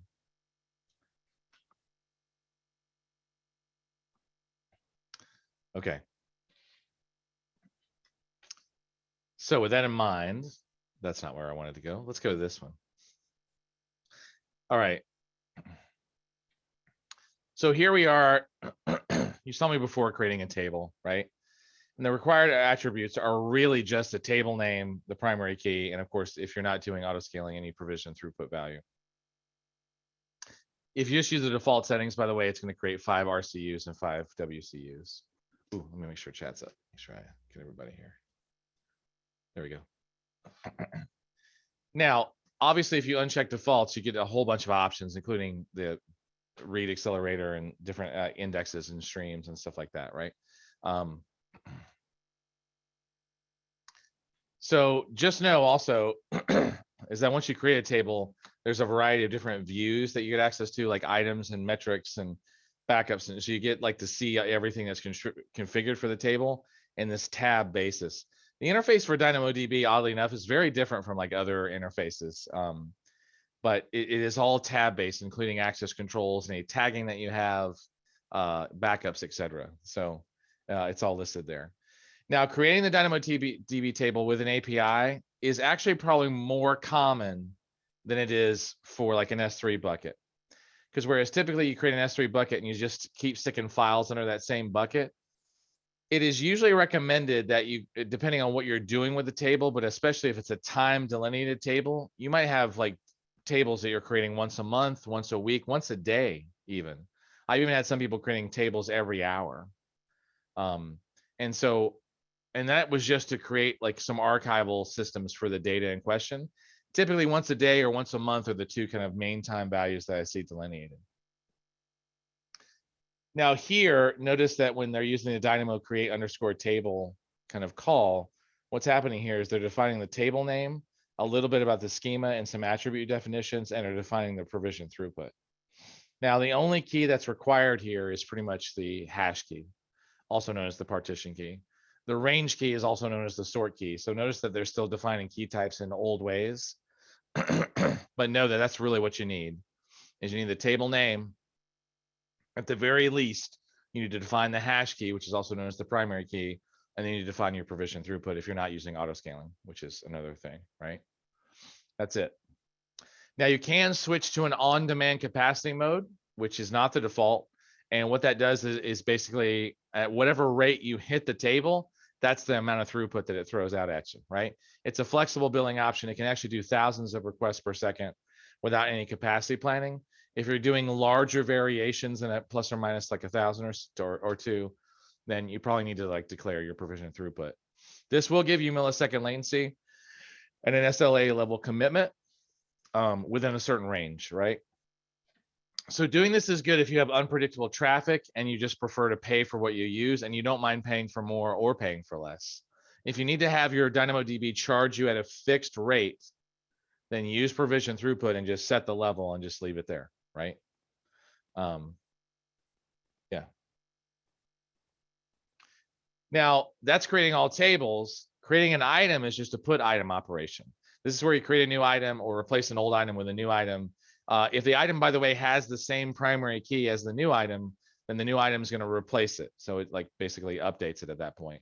You can perform a conditional put operation, add a new item only if the specified primary key doesn't exist, or only replace an item if a certain attribute equals or doesn't equal a certain value, right?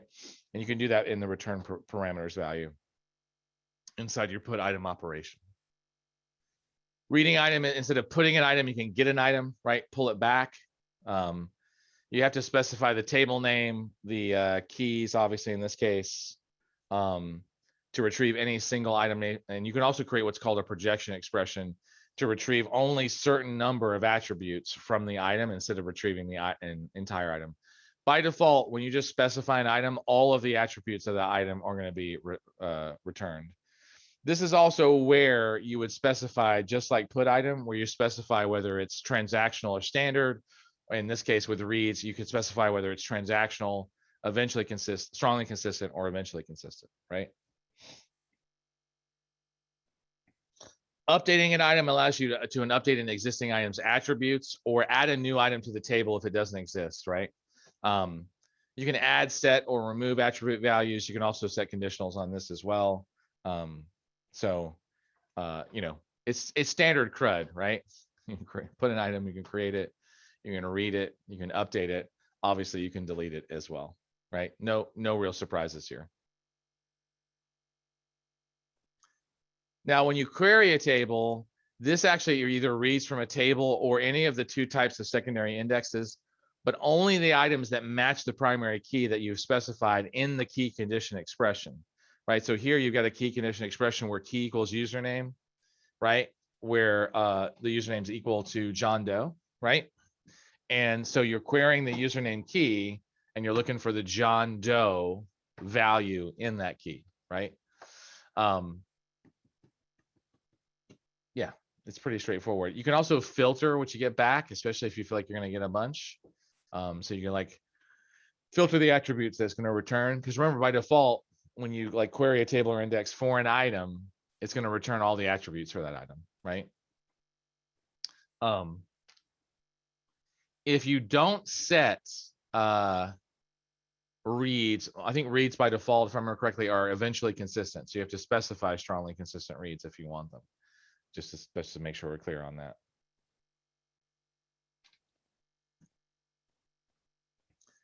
Scanning a table is a little bit more expensive than querying a table because you're basically like reading all the attributes in a table and you're like looking to see where a certain attribute is less than, for example, 27 in this particular case.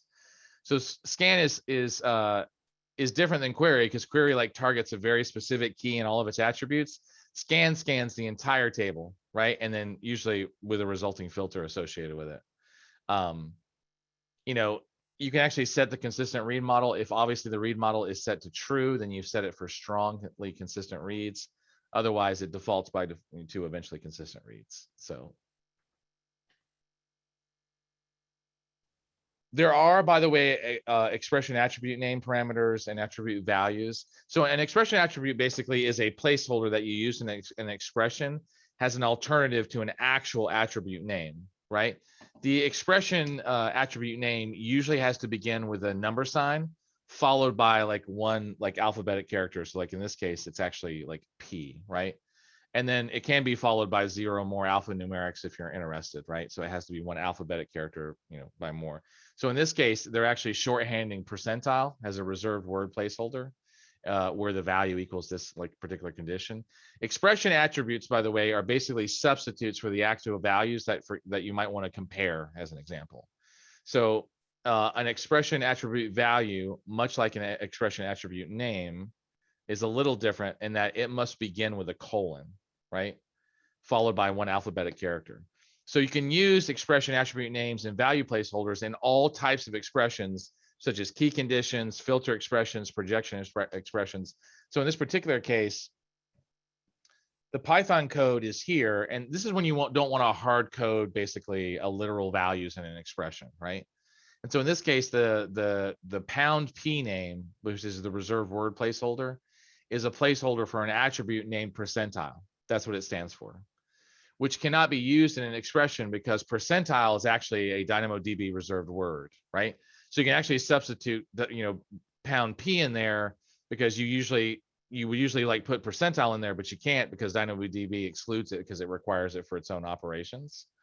And then, for example, for the attribute value instead of the attribute name, you've got that :val1 and that :val2, which is a placeholder for those literal values, right?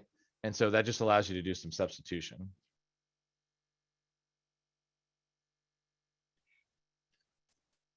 Now, you can also do conditional write operations where it says, hey, in this particular case, like the account locked attribute, which is actually, I guess, set to no here right now, it can actually only be set to no if the last failed login attempt was more than 24 hours earlier.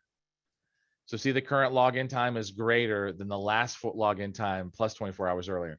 So this acts like a back off timer where it's actually not going to unlock the account unless it's been 24 hours since the person last logged in. So you can make comparisons, by the way, with all kinds of comparison operators, logical operators. You can use functions to check for the existence of values. You can do all kinds of stuff with conditional writes. You can limit the amount of data returned. So like if you're getting a bunch of data, the default pagination limit is actually 1 meg of data from a query or a scan operation. The results basically are divided into pages that are like 1 meg in size or less. You can actually change that. You can actually specify, hey, I want the second or third page. You can actually like do all kinds of stuff with pagination. The limit parameter is slightly different in that it's actually just going to limit the total amount of values that are returned. So together, both factors act as limiters, right? So if you hit the limit value while processing the results, it's going to stop the operation and just return all the matching values up to that point. And then there's a last evaluated key parameter that's applied in any subsequent operation, right? So you can actually know where to start off again to continue examining limits, right? This allows you to pick up where you left off as an example. But if the processed data set exceeds 1 megabyte of size before it actually reaches the limit, it's going to stop the operation and return the matching values up to that 1 megabyte of size. So it's actually the pagination limit is going to kick in. So whichever limit actually kicks in first, that's when it's going to actually stop and just return the values. It will actually return in the response this last evaluated key, so you can know where to pick up if you want to do the next operation. And by the way, it only returns the last evaluated key if it hasn't actually finished returning all of the values from the data that you've asked for before it either hits limit or it hits the pagination limit, right? So, yeah. So basically, you just keep using the last evaluated key as the exclusive start key in order to keep gathering each next subsequent set of data against either the pagination limit or the just general return limit. So like this way, right? It can keep going. Let's see. There was an interesting question that says, does time need to be in the ISO 8601 format for time comparisons? I don't know the answer to that actually. I don't think it follows a standard. I don't think it's like, and you know, that's problematic obviously, but I don't know that time actually needs to be in a standard format. I don't know. I don't know the answer to that one. I will add that to the lookup list if I can find it. Let's see, batch get item. So I mentioned before that you can batch items in order to like, you know, get more efficiency. You can actually achieve higher throughput if you can batch items together. You can you can actually pull down or read 16 megs of data, you know, consisting of up to 100 items, right? From multiple tables. What's interesting about that is that, you know, technically you could actually end up pulling down 40 megs of data total, but what they're saying is basically that you're limited to 100 items in aggregate. Their data size cannot exceed 16 megs, right, in the batch request. With the write item, it's also a 16 meg push, but it's 25 put operations, right? So the individual, by the way, items that are inside of a batch are atomic. However, the whole like batch write item or as a whole is not atomic. So if any requested operation inside of a batch write fails because like provision throughput's exceeded or there's some kind of internal processing error, the failed operations for both get item and write item are actually returned in the unprocessed items response parameter. So you can actually like look at the unprocessed items response parameter and then investigate and optionally resend those requests back. So, you know, typically you would call each batch write item in a loop, and each iteration would basically check for the unpressed items response and submit a new batch write item request with those unpressed items until all of them have been processed. So if none of the items can be processed due to insufficient like errors or provision throughput, then batch write item will actually return a provision throughput exceeded exception in the response. Okay. So those are batch operations. Transact write and transact get items, right? We talked about transactions before. It's basically, transaction write item is anything that has either a put, an update, or a delete item operation, right? It's a batch operation.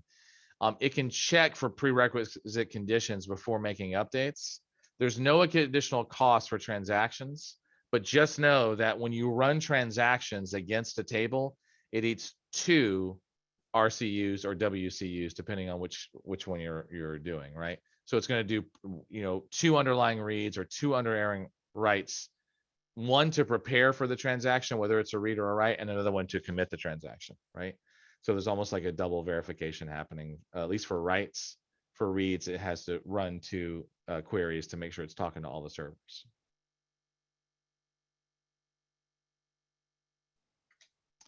Best practices. So best practice is to distribute everything, like, remember how we were talking about hot partitioning before with S3?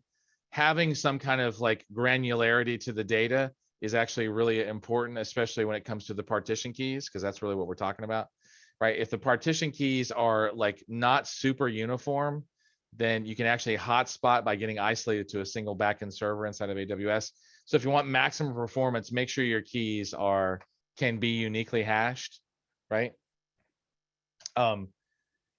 One thing I mentioned before also is that some people create tables every day, every hour, every week, every month. What they're doing is that they're rolling older data out to a slower table, and they're keeping hot data on a newer table. And so like today's data might be super hot, or maybe the last 2 weeks data is super hot, but data from last month is colder. And so they'll rotate tables in DynamoDB to make sure that the older data is actually just not being as thickly provisioned as the hotter data. So the colder data will have a lower provision throughput, which means that it's cheaper to maintain. This is typically if it's time series sensitive, right? If it's time sensitive.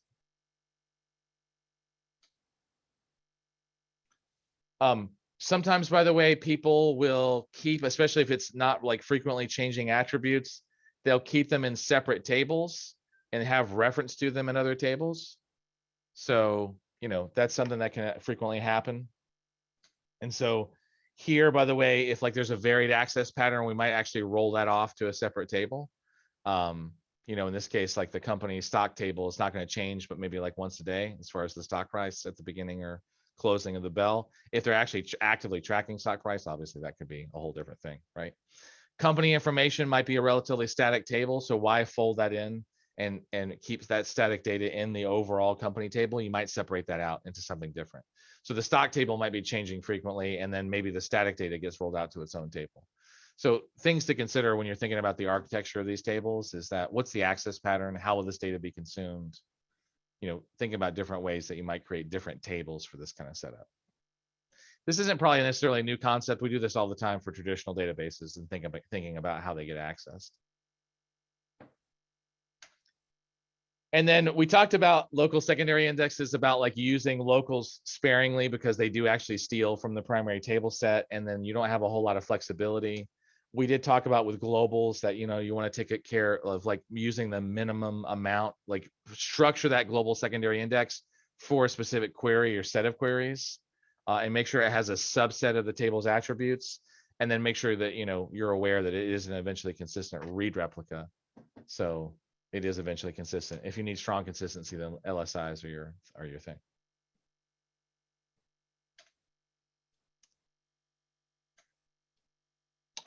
We then, I think I talked about how you can be like conditional, which with optimistic locking, for example, what you can do is like, you could actually like read the item number and remember the version number that's attached to the item. And then, basically increment the version number if you've changed state, right, every time, right? And then what you can do is that you could actually update the item with some kind of updated attribute, but only if the item hasn't changed since it was last read. So you could actually do a conditional write where you read it, make sure the value, like say the bank account equals 1,000. I'm now going to add 500. But if you go in to add it instead of 1,000, it's 1,500. You might not then add another 500. This is how within an eventual consistent system, you can actually check and make sure that the value hasn't recently changed or doesn't like isn't changing underneath you. You might read it first and then do a conditional write. And then I mentioned DAX, which is just this in-memory accelerator. This is, you can use this if you want to get to sub like microsecond response times in Dynamo, which not everybody's looking for, right?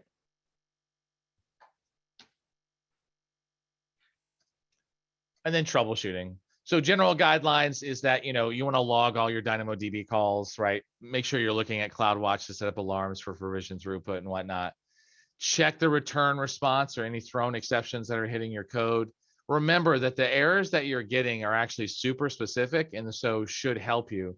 Obviously, with notable exceptions, when we were troubleshooting S3 yesterday, and it was like, hey, I'm having a region exception. It turns out to be a name weirdness with the S3 bucket, right? Just know that most of the time, these errors are actually pretty descriptive, right? 400s are obviously an issue on the client side, like the way the request is being submitted, either permissions or whatnot. If it's a 500 error, then these are Amazon problems for the most part, right? There are, the SDK will do an exponential backoff, especially if it's failed on like batch, like retries, it has unprocessed keys or unprocessed items, and know that it will basically say, hey, we've got a provision throughput exceeded exception, and you can actually set that up in CloudWatch as well to say, hey, this is where you're exceeding your provision throughput, right? So it'll tell you whether or not it's exceeded the provision throughput for the query.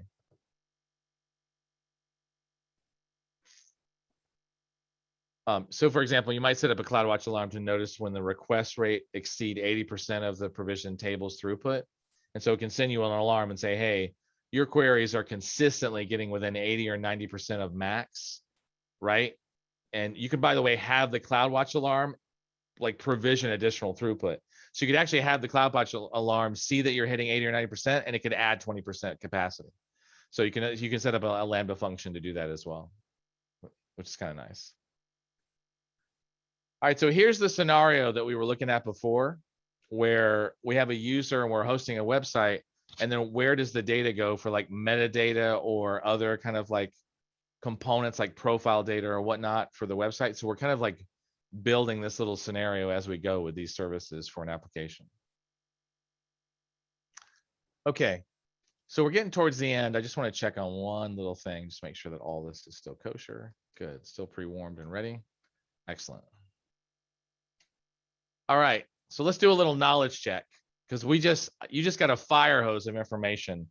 Let's do a little knowledge check, and we're going to roll into a lab, and this will be probably our last event before lunch, because this lab is slated for a minute. All right, so Amazon DynamoDB is a fast and flexible relational database service for applications. Is that true or false?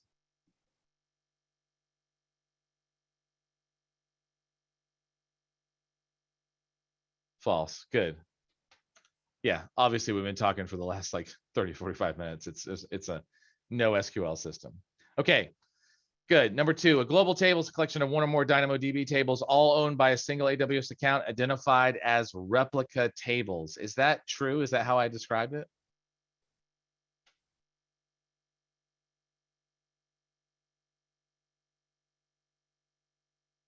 Yeah, that looked pretty good, actually. I think that's almost word for word the definition I gave. That's true. Good. If you want to perform queries on attributes that are not part of the table's primary key, you can create a global secondary index.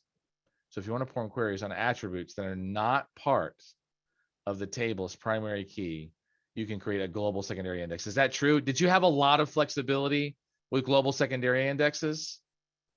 Yeah, we did, actually. We had a ton of flexibility. Good. Good seeing those answers. RCU is the number of strongly consistent reads per second of items up to 2 kilobytes in size. Was that right? Is it 2 kilobytes in size? Was that the limit for reads? Because I thought it was two different numbers, actually. Good, I see a bunch of falses. What is the maximum amount of reads that you can pull back in a single transaction? What is the size for that? Yeah, good. 4K, 4 kilobytes. That's good. All right. Oh, sorry. Maybe you didn't see that. To achieve maximum read and write throughput, choose partition keys carefully to avoid hotspots. That's kind of a vague statement, but I think you probably we probably beat that to death, right? It's like make sure you've got unique granularity inside of your partition keys, right? To maximize throughput.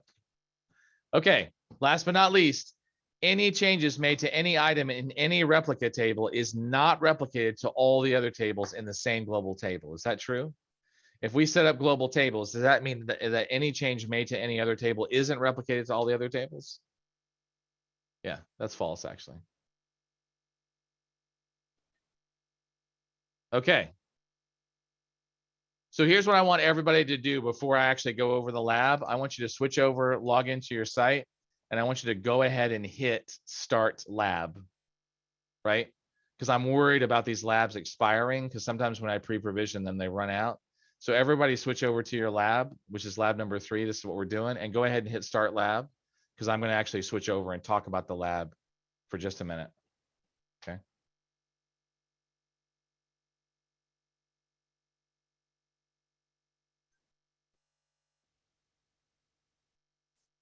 All right, so this takes about an hour to complete. It's about 10:42. So here's what we're going to do. So that with this lab, by the way, thank you for answering the questions. That was spectacular. Here's the lab overview, right? So basically, we're going to use the AWS SDK to create DynamoDB tables and indexes, add and update items, and then query the data. So we're going to use the SDK to create a table, create a global secondary index, add and update tables, and then query that secondary index. So you're going to develop an application that retrieves the data from a CSV file from an S3 bucket. It's going to load it up into the table. We're going to create and use any necessary secondary indexes to query that data and print a count of like reservations from a particular city.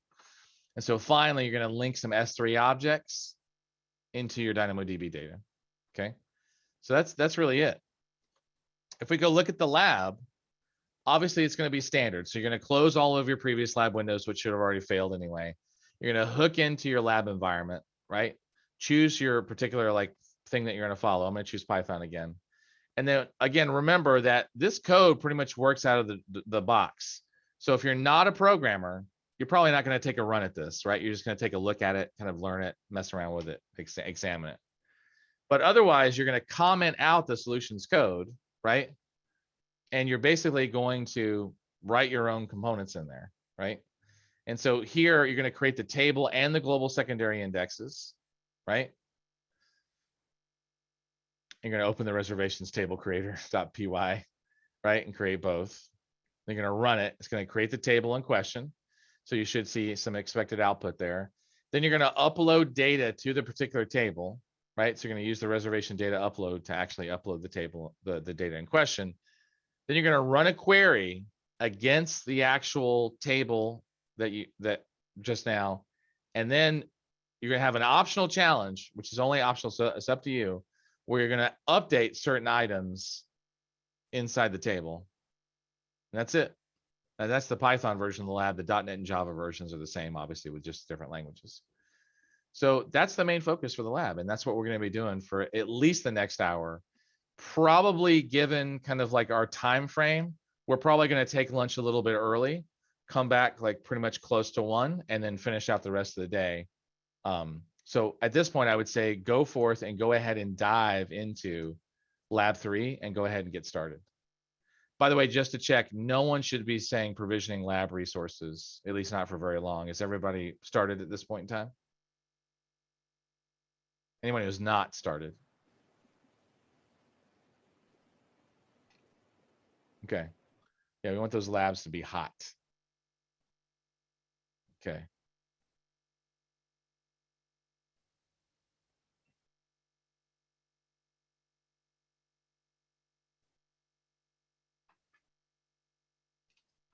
All right. So we will do that for a little bit.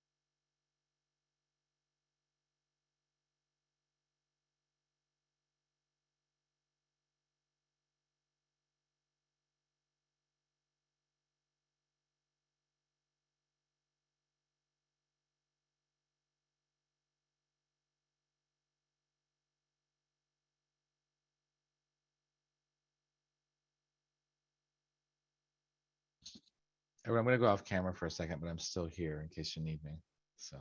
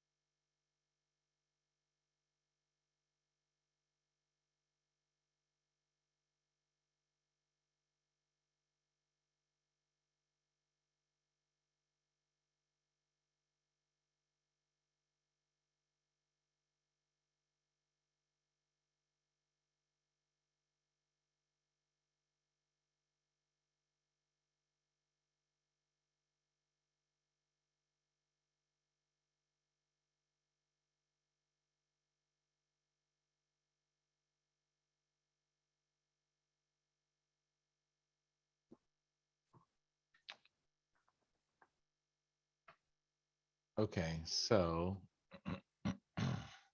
Well, let me get back to you in just a second as far as your question. Um. So, yeah, hold on one second.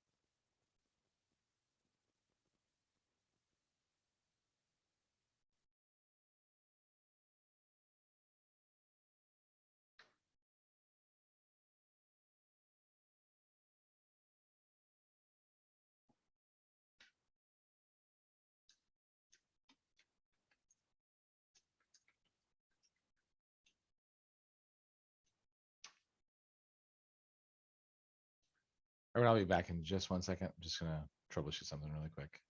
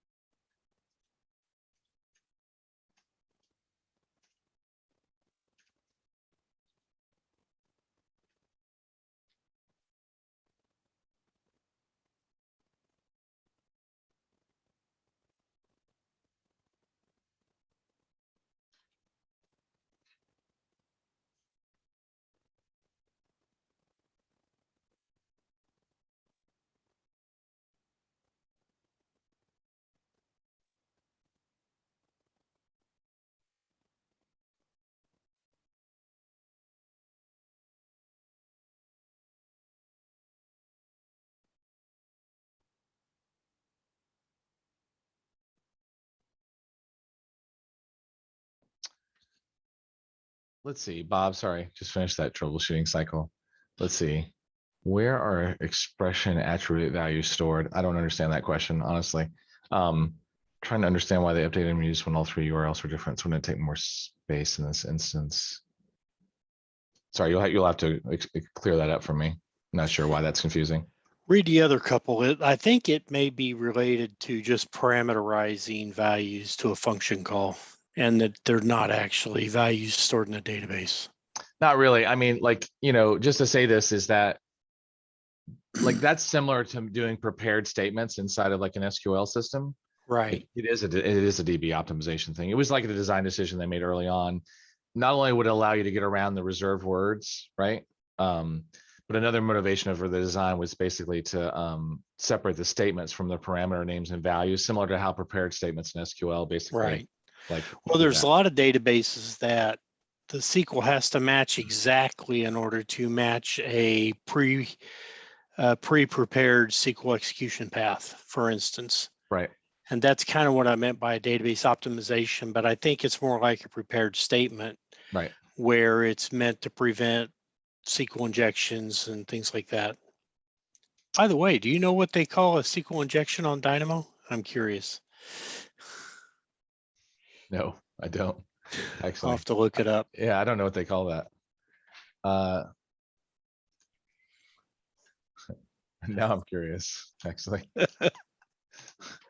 I've never even considered that actually. DynamoDB injection. So no SQL injection. I guess they call it no SQL injection. No SQL. Okay. Kind of Yeah. makes sense. It is, and it is actually possible. Because I remember Sure, you're one just of doing the, string concatenation. You can do all kinds of bad things with string concatenation, yeah, I remember or one of fun the things, depending upon which side of the keyboard you're on. little Bobby drop tables, but with DynamoDB, right? Yes. Yes. Yeah. So yeah, there is a sanitization aspect to the expression attributes, right? So yeah, there is like a security aspect to that as well. So yeah, I don't think there's anything more to say about that. Yeah, I remember they made the decision early on because I was like, why are we doing this? And it's like, well, because every system in the world has some form of this, and we have too many reserved words, like name, for example, which is a very common field name. Like name is a reserved word. You can't use name. Like, okay, this is weird. But okay, I get it. It's a workaround. Yeah, it's weird that the reserve words matter when it's inside a JSON block for updating data. Seriously. Yeah. Thanks. Yeah, you're welcome.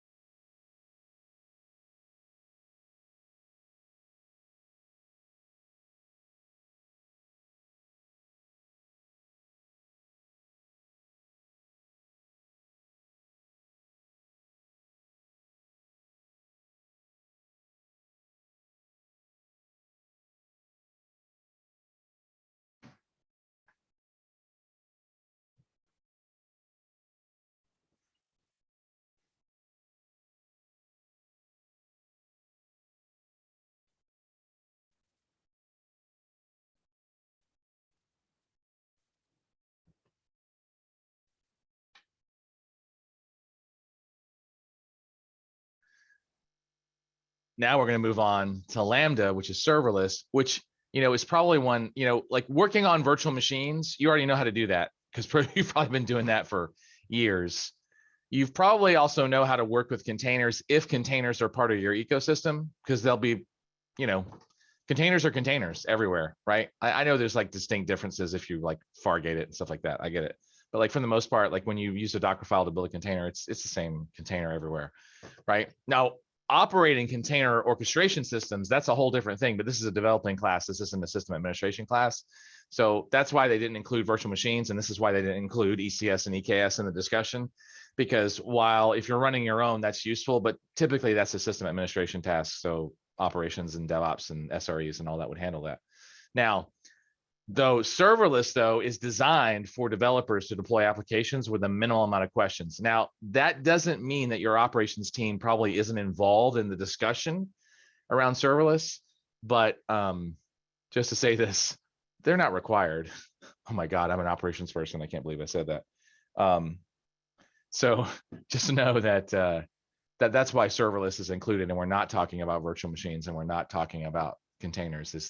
That's the reason why we're moving on to that kind of highest level of abstraction, because the rest of it, most of the industry is already familiar with. Okay. So let's get into that.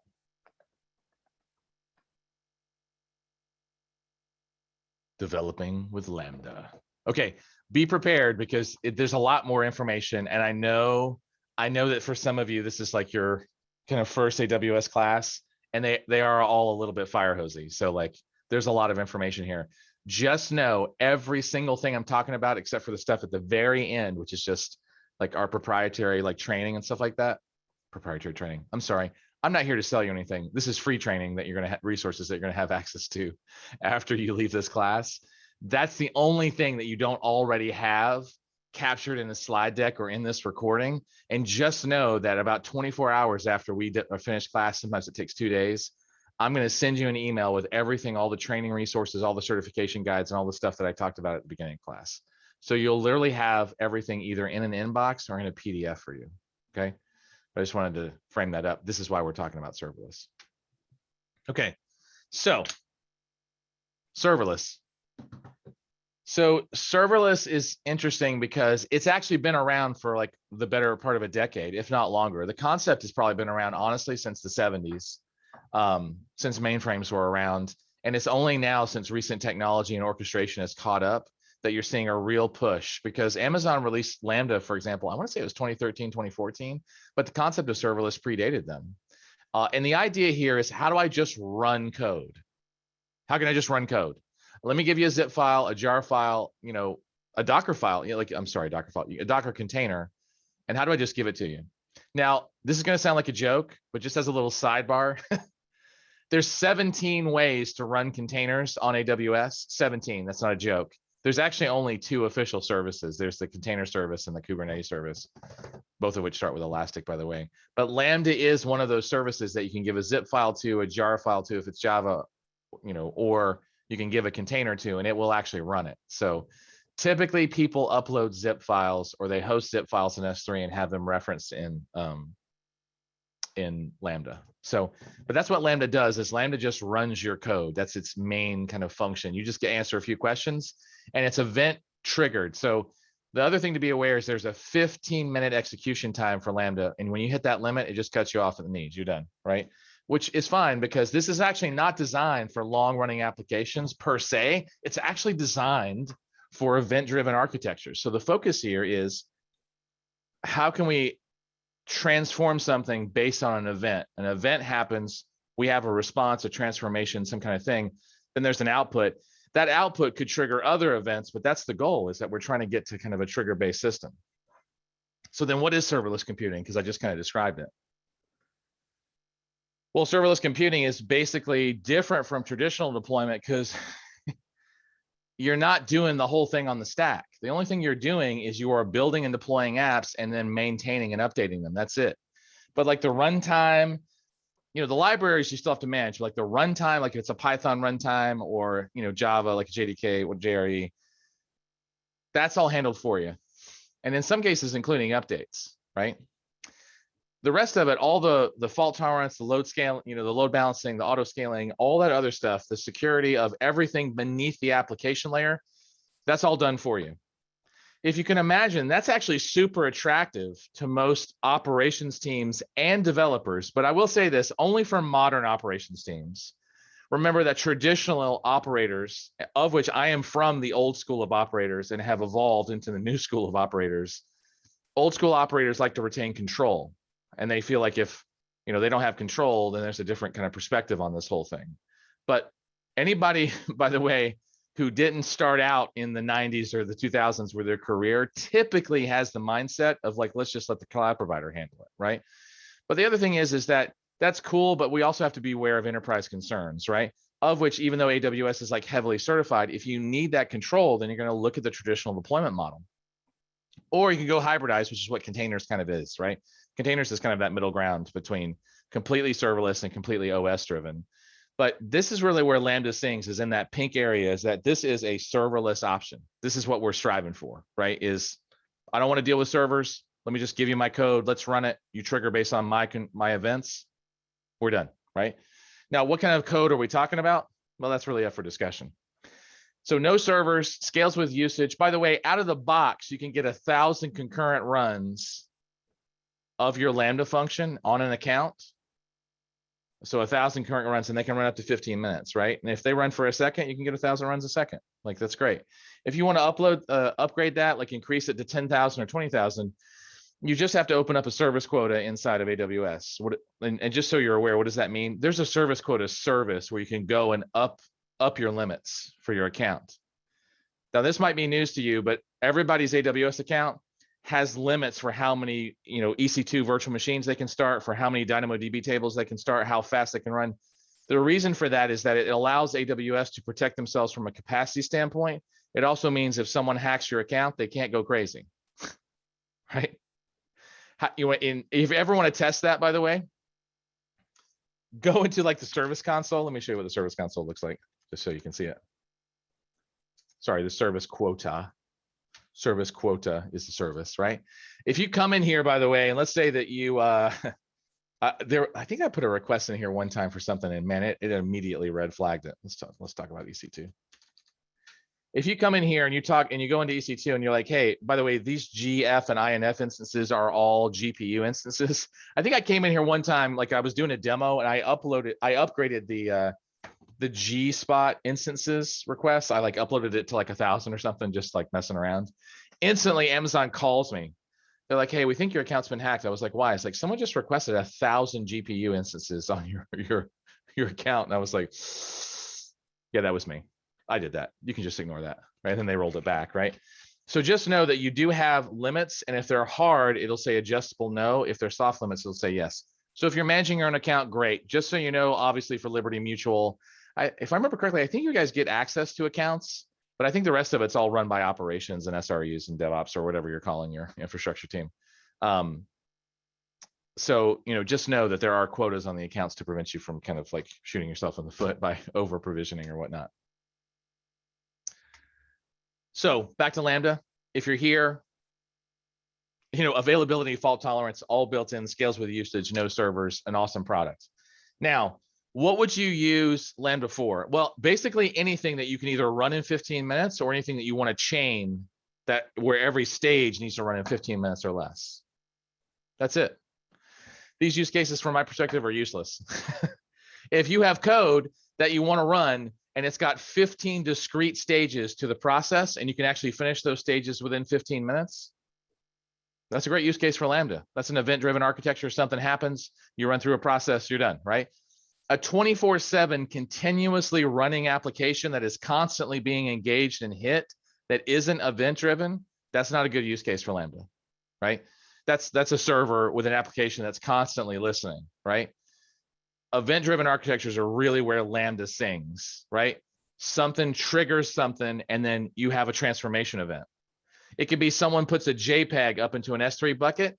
You take that JPEG, you extract all the metadata, you like catalog it, you assign it, maybe you resize it, a bunch of things. Those are all discrete events that can all be run inside of Lambda, and then there's an output at the end. Maybe you've modified the image in some way. or you're modifying a database table, that's totally fine, right? So that's a great use case for Lambda. So if you can actually like step out your process of start to finish from any kind of transformation function, this is where Lambda sings. If it's 24/7, Lambda's not your friend, right? You don't want to do that. And I will be clear, I've had people run entire websites on Lambda where S3 was hosting the static portion of the website, and every API call actually just called a Lambda backend. acloud.guru, by the way, which is a pretty famous like training site, for years, their site was a static S3 site where Lambda was just handling all the API function calls. That's pretty standard, actually. So nothing weird or unusual about that kind of setup. Now, the other thing to note is that this is a serverless platform. So you might be asking yourself, like, what can this integrate with? Well, the answer is that it can integrate with anything that AWS integrates with. It actually works spectacularly well when it integrates in with other things inside the ecosystem. So like if you want to put a Lambda gateway in front of it, that works great. You want to integrate it with DynamoDB, you can do that easily. You want to use S3 simple storage service, that's totally fine. Basically, once you get to Lambda, this is API calls at this point. So you can call anything in the AWS ecosystem that you want as long as Lambda has permissions to talk to it, which that is a totally different thing, right? So just something to be aware of is that once you get to Lambda, you can get to any other service in the AWS ecosystem.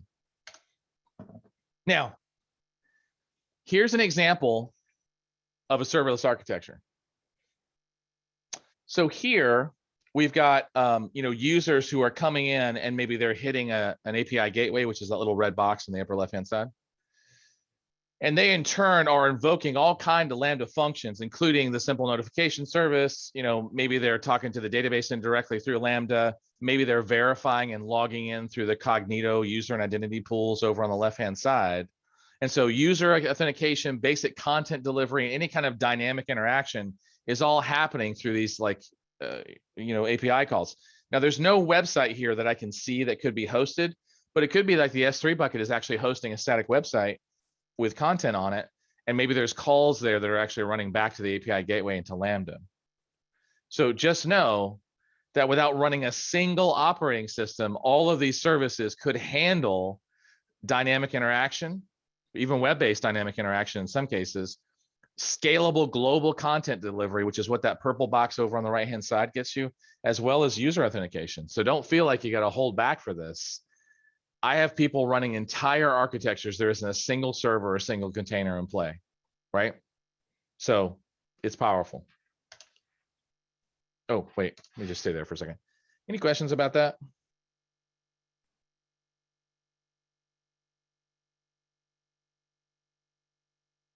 Okay. Let me just make sure, no messages. Okay, cool.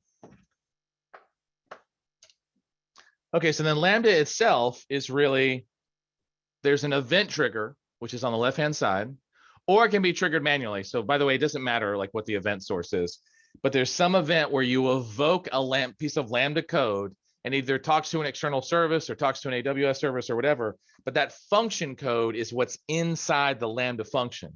What is that code? .NET, Java, Ruby, Python. We've even seen custom runtimes for like PHP and Rust and whatnot. There's others. Go, I think, is in there. Python, Go, .NET, Java, Node is in there. Oh, there we go. Hey, I actually got all that right. All right off the top of my head. So Node, Java, Python, .NET, .NET Core, obviously, Go and Ruby. And you can create custom runtimes. So if you need them for like PHP or for other things, that's not necessarily a problem. You can bring your own libraries, even native ones, because they are all bundled into the zip file and into the dependencies. So there's no issue there at all. Now, this can be used for asynchronous calls where someone just triggers and you just go and do your thing, or synchronous calls where you're like, someone's like requesting and responding, like they've asked you a question and they want the answer versus they've asked you to do something. So just get back to them when you're done, right? Whenever and whatever time frame it happens, right? Now, what happens is that when you create your Lambda function, you actually choose the level of memory that you need for your function. And as you choose more memory, and there's like t-shirt sizes, it's like 128, 160, 192, 256. It keeps going up all the way up to 3 gigs of memory. And every time you go up in memory choices, because there's like, I don't know, like 30 of them, your processing power goes up as well. And so you can actually get a pretty beefy 3 gig. I think it's, I want to say it's like 1.5 cores, maybe 2 core systems at 3 gigs. And so what will happen is that your memory choice affects your CPU and network bandwidth. So you might find that you need a 3 gig system just because you need tons of network bandwidth, and you actually don't need 3 gigs of memory to run your function. That's an aspect of testing. So when you create your function, hopefully you're profiling it to find out how much memory, CPU, and whatnot it actually needs. But you can go really high and then just scale it down. In other words, you can start at 3 gigs and just see how much it uses, right? Or 1.5 gigs or whatever. You don't have to go that high. A couple other things to note is that you can actually run your Lambda functions inside of a VPC. So if you're familiar with AWS networking, which just to say this, most people are not, but when you run a virtual machine, you actually run it in what's called a virtual private cloud, which is a networking subsegment. You can actually insert your Lambda function code so that when it goes to talk to another service inside of your AWS account, it can actually do it from inside your network, like inside your private AWS network, not from the public AWS network, which is where most Lambdas run, right? So literally you can actually take your Lambda function and stick it on a network card that sits inside your VPC and talk directly to your virtual machine or your other services inside your account without ever having to traverse the public internet. So Lambda's actually got some pretty cool functions and features to it. Now, authoring, what you see is what you get, right? Editor, or you can upload a zip archive. I got to tell you, most of us don't use the inline editor because, come on, VS Code, IntelliJ, Eclipse, and all that are so much better than that. There are tons of third-party plugins. And of course, there's always Cloud9 because Amazon loves Cloud9, right? But I got to tell you, just use your IDE of choice. Just use your integrated developer environment of choice. Don't stretch for any of this stuff. There's no benefits to that. Everything you do, by the way, is logged into CloudWatch. And if you print or echo or do anything with statements, they all show up in CloudWatch logs. So everything you want to troubleshoot around Lambda is going to be in CloudWatch. So if I say, hey, if you're like, hey, I got an error. And I'm like, okay, did you look at the CloudWatch logs? That's literally going to be the first question I ask you every single time. Have you looked at CloudWatch to see if it even invoked? Have you looked at CloudWatch logs to see what was emitted, right? And then if you turn on tracing with X-ray, you get a whole other level of insight into your Lambda function. Now, these are stateless, which means after 15 minutes, almost all that data is going to be gone. Unless you're doing a repeated execution, you can't actually store, and I wouldn't say like data files because that's not going to happen. But if you have libraries and other stuff, you can actually store data in temp. You can actually create persistent sockets. That's actually more advanced Lambda usage. But just know that there's like tons of features here to create persistence to a certain degree, but it's not meant to store any data. If you need data layer persistence, then either create a DynamoDB table or RDS or something else, because Lambda is meant for stateless applications. If you want data persistence, use another service. Either talk to another service or put it in S3 or use one of the database services, okay?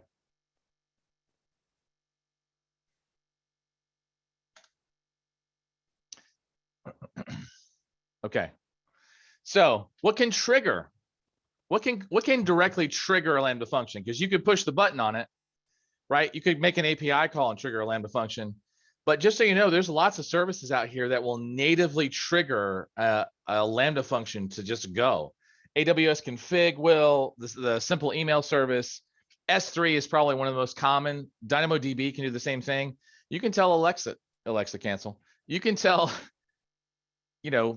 that voice service that you use for Amazon, you can tell that service to actually trigger a Lambda function. I actually used to have it where I could say, hey, blah, blah, blah, that one. I used to tell it, hey, can you spin up a T2 micro, right? And it would go and spin up a T2 micro. So, and then of course, I remember one time some students found out and I had everything on speaker and they started saying stuff to my Alexa. All right, so just know that like other services can directly invoke or trigger a Lambda response. So they can trigger a Lambda function to go. Okay, here's some key concepts. One, when a Lambda function is invoked, the code execution begins with what's called the handler, right? This is the function to be run, right? The handler, by the way, is a specific code method, right?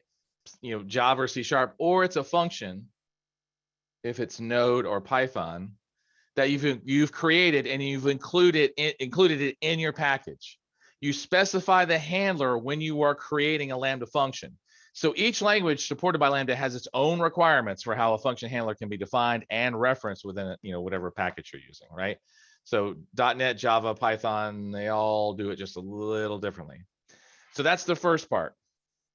The second part is the event object. So when your Lambda function is invoked, you know, in one of the supported languages, one of the parameters that are provided to the handler function is an event object. This event, by the way, object is going to differ in structure and content depending on which of the services created the event object. So if you can imagine S3, when S3 creates an event object, it's going to be different than if SNS creates an event object, right? It's going to have different parameters that come with it, right? So the contents of this event object includes all of the data and metadata that the Lambda function needs to drive its logic. Here's an example. Let's say you've set it up so that when someone puts a file onto S3, it triggers a Lambda function. When that event object is triggered, when it's sent to the event handler, sorry, to the handler, not the event handler, when it's sent, it's going to send the file name. It's going to send the location. It's going to send like date, you know, timestamps and stuff like that. Now, the Lambda function might not use all of that, but it's going to get sent, right? And in other words, it's, you know, it's going to have like the path, the, you know, all that stuff in there, right? So it's going to like send that to the Lambda function, so the Lambda function can receive it and choose to do with it what it wants, right? Now, just passes in event data. So then the third thing is basically the context object, right? So your Lambda functions has got a context object as well. This allows your function code to interact with the execution environment. So the contents of that also varies based on the language runtime that's in your Lambda function, but at a minimum, that context object, not the event object, but the context object of the execution environment that you're in, you're going to get an AWS request ID, right? So that's used to track specific invocations of your Lambda function. So imagine this, just think about this for a second. Service triggers a Lambda function. It's going to send a bunch of event data to, like, has an event object that gets submitted out to the Lambda function. When that Lambda function is invoked, it has context, it has execution context, and it's going to have things like, you know, the request ID for the execution, right? Any timeouts, the amount of time in milliseconds that remains before the function times out. Because remember, it's 900 seconds as of the last time we updated the slide deck. I don't think it's gone up. And then logging, right? So the context object is also going to tell the Lambda function like where it's going to send all of its logs. And it's going to be a log group, by the way, called Lambda and the execution ID inside of CloudWatch. So that context object contains everything that the function code might need to know if it needs to go query and find out where its logs are going to, how much time it has left, and then what is my specific tracking ID for this request, right? So, you know, event object gets passed to the Lambda function, the handler is defined inside the function itself, and then the context object kind of like is provided as well, so you can get like timeouts, request ID, anything else that you might need. So here, by the way, is a function handler for Python.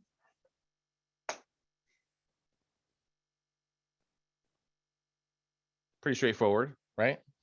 There's the event and context. Notice that it's ready to it's ready to receive event and context objects, right? That should be clear. Here it is for Java, right? There's the event and context objects ready to receive.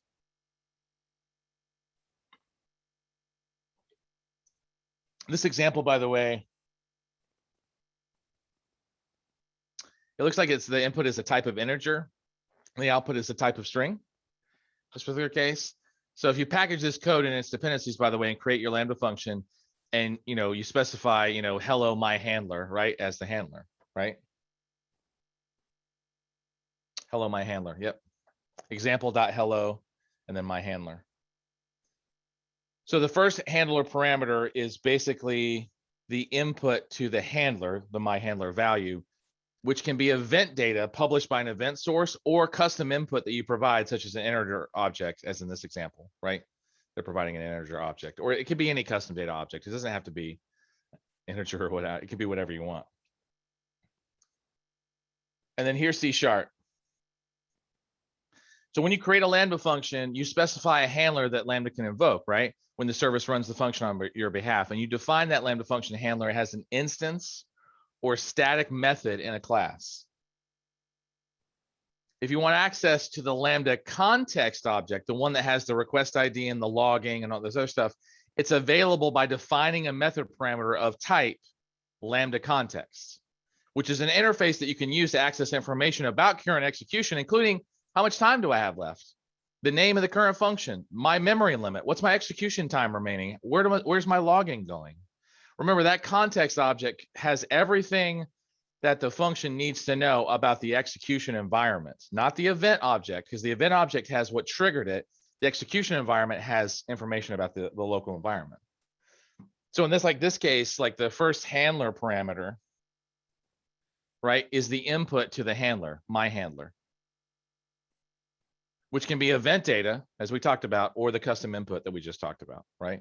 Like in this case, it looks like it's actually accepting a stream, my handler stream. So it looks like it's handling a stream here, right? The output, by the way, in this type looks like it's also a stream. Yeah, interesting.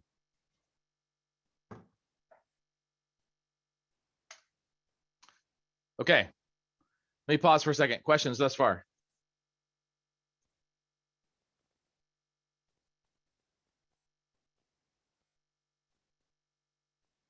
Okay.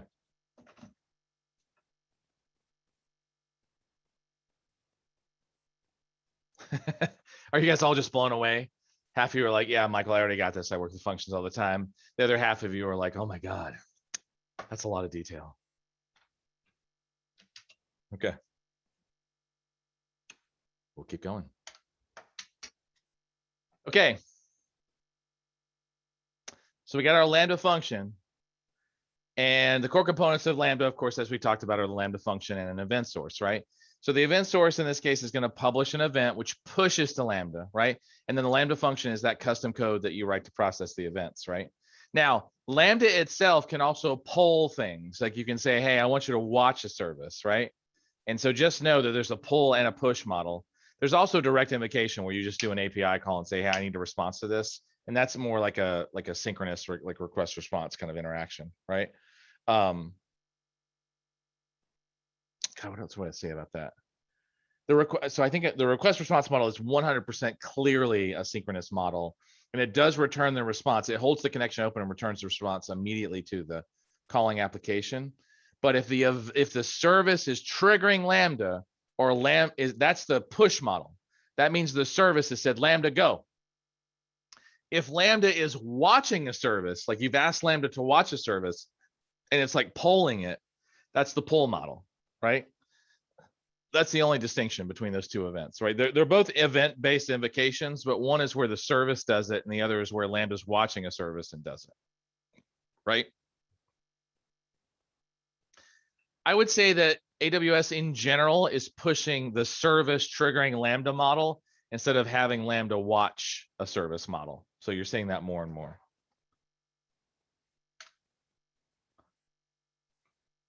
Now, you can develop and deploy in any kind of form you want here, right? Software development kits, CLIs, management console. There's tons of development tools. So Visual Studio, Eclipse, PyCharm, obviously, RubyMine, IntelliJ, I mean, pick your poison, right? Almost all of them integrate with AWS. AWS is 15 years old at this point. They've all figured it out. Okay, now, what about building a deployment package? So create a Lambda function. The first thing you do, you have to actually have a functional deployment package. So this is basically a zip file with any of your code and any dependencies, and then you have to set security permissions for the zip package. So what you want to do, by the way, is you want to like zip the content in the directory, not the directory itself. So I know that sounds weird, but if you have a project folder called My Awesome Project and you've got like a bunch of like source files and stuff in there, zip what's in the directory. Don't zip the directory itself. Zip the content that's inside your project directory. Like lib, the /lib directory needs to be immediately available when it's unzipped. Okay, so just like a word of choice, like just make sure you don't package the directory, package what's in the directory. Okay, now with Java, like with Node, Ruby, and Python, right? You just zip everything together. With Java, you can actually do a zip file, or you could do a jar file if you wanted to. With .NET Core, you can do the same thing, zip file, or you can just create a DLL. That's up to you. I have never done that, so I will not be able to answer any questions about creating a DLL for the .NET Core. But the rest of this should all make sense to you as far as dependency management, right?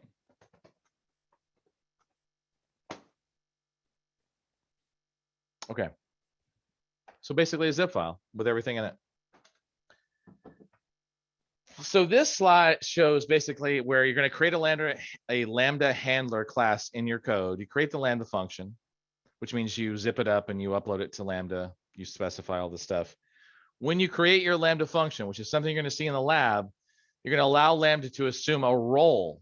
It's going to get permissions because it's a service, right? The only way to give services permissions is to basically give them a role permissions, right?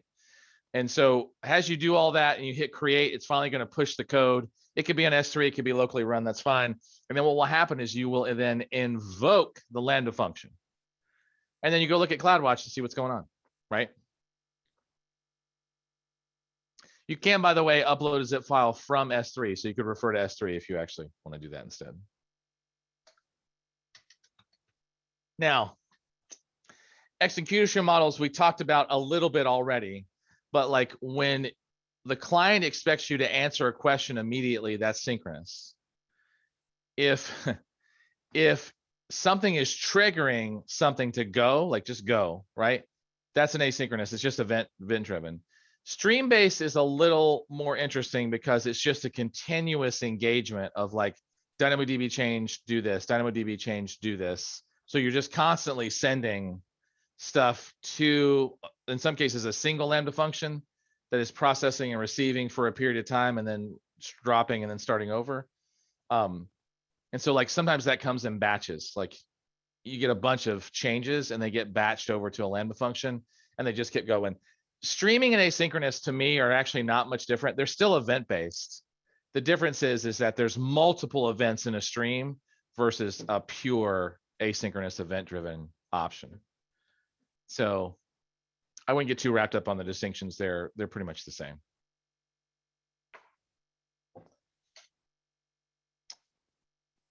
If we keep going with these models of how Lambda can get triggered, the push event basically says, hey, I have an integration with a Lambda. If something happens with my service, I'm going to tell Lambda to go. So that's where S3, SNS, the whole thing with, Alexa comes in, cancel, right? So just know, I did have that changed to computer and it just recently got changed back.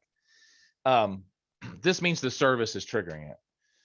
The poll model basically says that Lambda is actually constantly looking at an event source, like it's checking an SQS queue or it's checking a DynamoDB table or it's checking the Kinesis streams. Kinesis, by the way, is like Kafka. It's just a streaming data store, really. And so what happens is that when Lambda detects a change, it's then going to evoke the function. And it's got to be the change that you specify, right?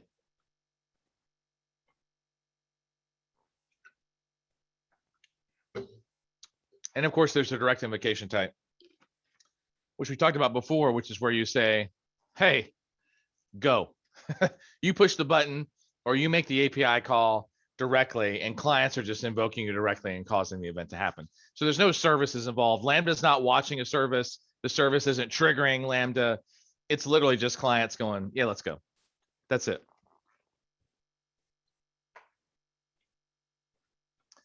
All right, one thing that should be a little clear at this point is that permissions are a huge deal inside of AWS. It's kind of crazy how much permissions kind of either get in the way or like need to be managed in order to make sure that things function. But once they're set, by the way, they're gold. But you got to figure them out first. But once they're set, you can just walk away, like everything's good at that point, right? So one thing to note is that outside of the like the push-pull model and the direct invocation models, is that you have to give your Lambda code the right execution permissions. This is where you assign it a role so that the time that it runs doesn't have permissions to do the things you've asked it to do. If you ask it to go shopping for bananas, ice cream, and tires, and you only give it permissions to go for bananas and ice cream, then it's going to throw an error when it gets to tires. It's going to say, I don't have access to that DynamoDB table or SNS. So just make sure that you've got those execution permissions done, right? Now, here's the other thing. When you get a service to trigger Lambda, you actually have to give the service permissions to invoke the Lambda function. So that's different from execution permissions. So execution permissions, like for example, here's an example, right? Here's an access policy attached to a particular role that basically says, hey, you can create log groups, you can create log streams, and you can put log events. That's what it says on the right-hand side, by the way. And this is different because this is how the function, these are the permissions that the function has. What is it allowed to do, right? That's different than invocation permissions because this says who is allowed to tell me to go, right? So just know that sometimes you'll actually do this on the Lambda side, but if another service is triggering your Lambda function like S3, you've got to give S3 permissions to tell Lambda to go, right? And so that can actually be somewhat of a resource-based policy, right? To sit, and by the way, usually that's done for you whenever you set up any kind of integration. If you say, hey, when anything writes to this bucket, I want you to trigger a Lambda function, you specify the Lambda function, it automatically puts invocation permissions on the S3 bucket for you. It does it, right?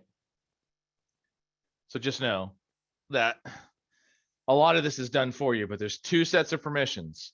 What can Lambda do and who can tell Lambda to go? Invocation versus execution permissions. I think they also call those start permissions and run permissions. They've been changing the language around that. Who can tell Lambda to start? That's invocation. What can Lambda do once it's running? That's execution.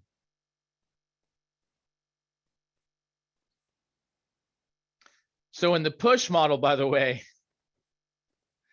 you just basically have to, with invocation permissions, right? Meaning like who can tell it what. You just need to update the service. With the pull model, you just need to make sure that Lambda has execution role permissions. So I know that sounds weird, but if a service is telling Lambda to go, then you just need to make sure the service has permissions to do whatever it wants to, right? If you're having Lambda watch a service, that Lambda needs to have execution permissions to the service because it's going to watch it, right? If I'm not allowed to talk to my German sister, then I can't watch her. I can't talk to her. I can't interact with her, right? I don't have permissions. So just know it depends on how you're triggering the Lambda function. Here's some push examples, by the way, for invocation permissions.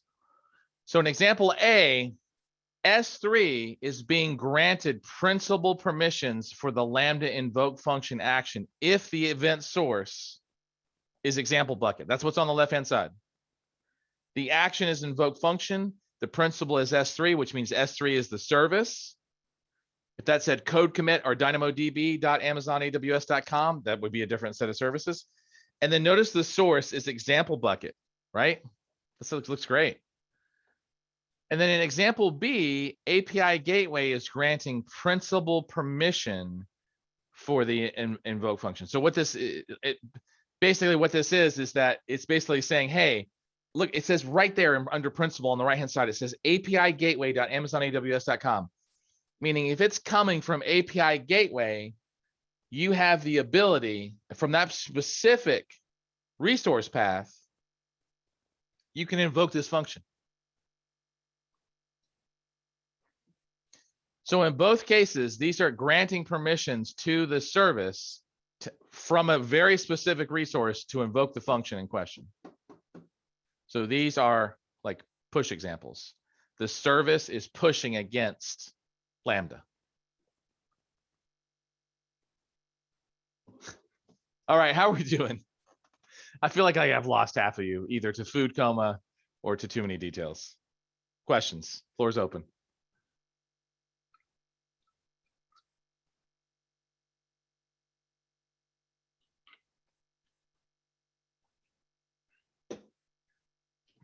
No? Excuse me, while I kick around $1,000 machines.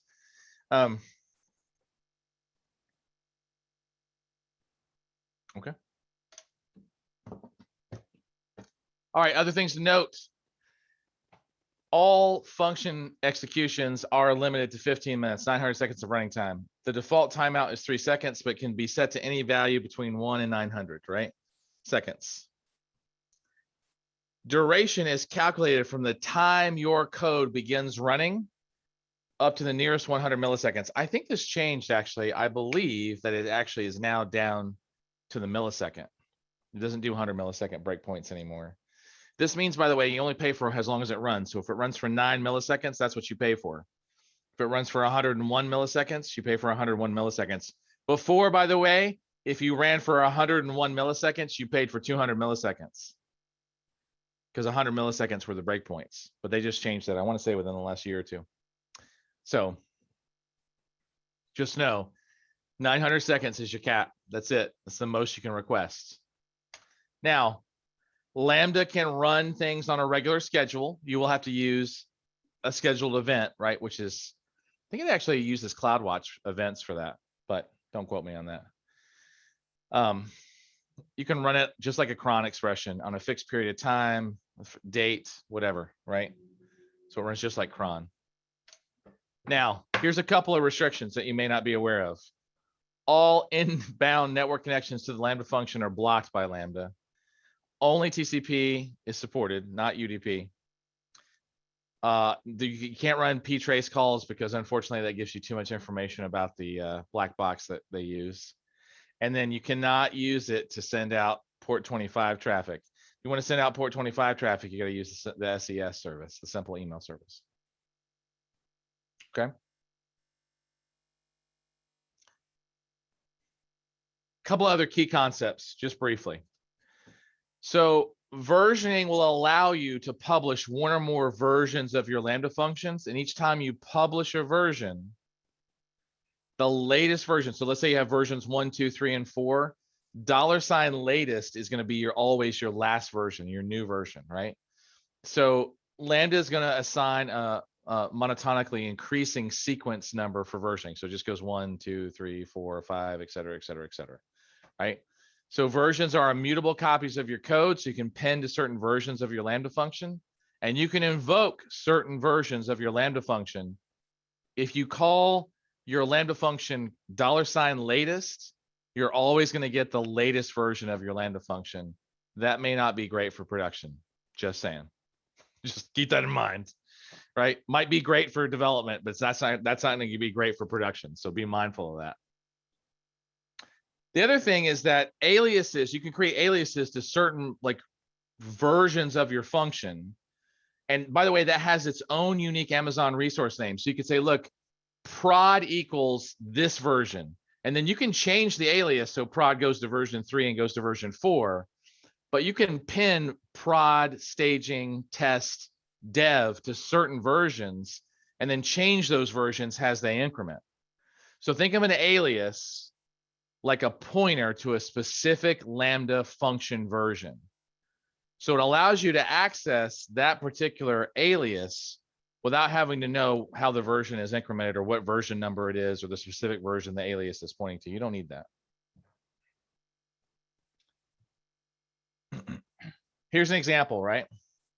So this shows the publication of a version from latest with a beta alias pointing to version 1, allowing for testing. But after the beta version, you can actually define a prod alias to map to version 1. So like here, for example, dev is going to latest, then we publish it, and then beta goes back to the specific version 1. But then once that passed testing, maybe that's where prod is pointing at, right? Is that maybe prod is now, once it's past the beta testing, maybe then it gets upgraded to prod. I probably would have done this diagram a little differently, but that's okay. Basically what it says is that whatever the most stable testable version is, you can actually assign that as an alias to prod. And then maybe like for the beta and dev versions, you're always at the like latest cutting edge function that you're publishing. That way prod can stay at a stable release. The sysadmins or whoever's doing your prod deployments, hopefully it's you actually, don't actually need to know which version, they're just referring to prod. So as long as someone's managing that correctly, you're all good. Managing that correctly is the key, is the fraught with peril piece, right? Okay, so that's versioning and aliases. So you can configure your Lambda function to pull in additional code and content as like layers, right? So a layer is a zip archive that actually contains libraries, a custom runtime, or any other dependencies. So you could actually have your function code separate from your library, separate from your custom runtime. And so with layers, you can actually use libraries in your function, but you don't need to include them in your deployment package, especially if they're relatively static. Maybe you just make your deployment package the only thing that changes, but all of your dependencies and whatnot just stay there until you actually need to change them. So layers let you keep your deployment packages small, which makes development a lot easier. You can avoid errors that can occur if you like accidentally delete a dependency out of your function code or whatever. And so like for Node, Python, and Ruby, you can actually develop your function code in the Lambda console as long as you keep your like deployment package under 3 megabytes. Now, just to say this, don't do that. Just use an IDE, right? Just to say this though, a function can have up to 5 layers at a time, which is what it said. The total aggregated unzipped size of all of the function and all your layers cannot exceed 250 megabytes. If you need to pull in other things for execution, then call them from another external source, but your executable space there for that unzipped deployment package cannot exceed 250 megs. It's another limit, right? Layers are extracted by default into the /opt directory in the function execution environment. So each runtime is going to look for libraries in a different location under opt depending on the language, but that's where it's going to go, right? You can use things like SAM, which is the AWS's serverless application model, to like manage layers in your functions layer, like kind of configuration. But just know 250 megs is your cap for any unzipped deployment file. 5 layers is going to be your max, okay? What about use cases? Okay, here's some use cases. So scaling events, by the way, like obviously event-driven stuff makes a lot of sense. Anything that where you want to invoke a call to like another function where you're doing some kind of transformation event-based trigger. So like you could, like for example, you could scale, like you could respond to an AWS security event with a Lambda function that then locks security down. You could respond to your containers getting overwhelmed by triggering a Lambda function that then scales your containers up, right? You could make a trigger where you're trying to replicate a DynamoDB database or maybe an RDS database or some variation thereof, and you can use a Lambda function for that. So really, there's no limit. The only limit is really your creative imagination and whether it's an API call or not. Here's an example with databases where you've got streams and you want to replicate data. You trigger that. You could also, again, you could detect a change in your security posture and then respond to that almost immediately. You can make it so if someone opens up a port to the internet, that it automatically gets locked down, right? So there's a couple of like pieces like that. Now, here's a couple of best practices to consider, right? 1, make sure that you separate the handler, like the entry point, from your core logic, because this allows you to make it like more like unit testable, right? Can you test that function versus your core logic function? Make sure that any externalized configurations or dependencies that your code retrieves are stored and referenced locally after the initial execution, right?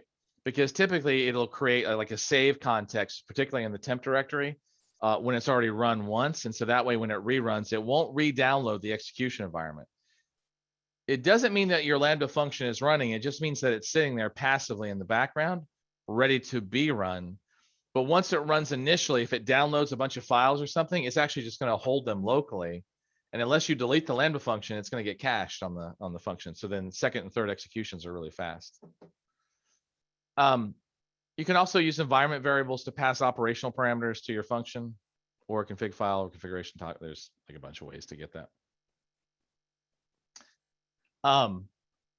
Make sure that you control the dependencies in your functions deployment package. So like use layers, like externalize your third-party like dependencies into layers if possible, or just call an external engagement, right?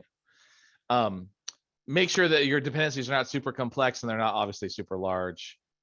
You want to avoid using recursive code where the function code automatically calls itself until some kind of arbitrary criteria is met. That could lead to some really unintended volume of function execution, which means you're going to be paying a lot, right? So if you do that, where it all of a sudden it just starts spiraling out of control and just is looping it around, just set your concurrent execution limit to 0 to stop it, and then update the code.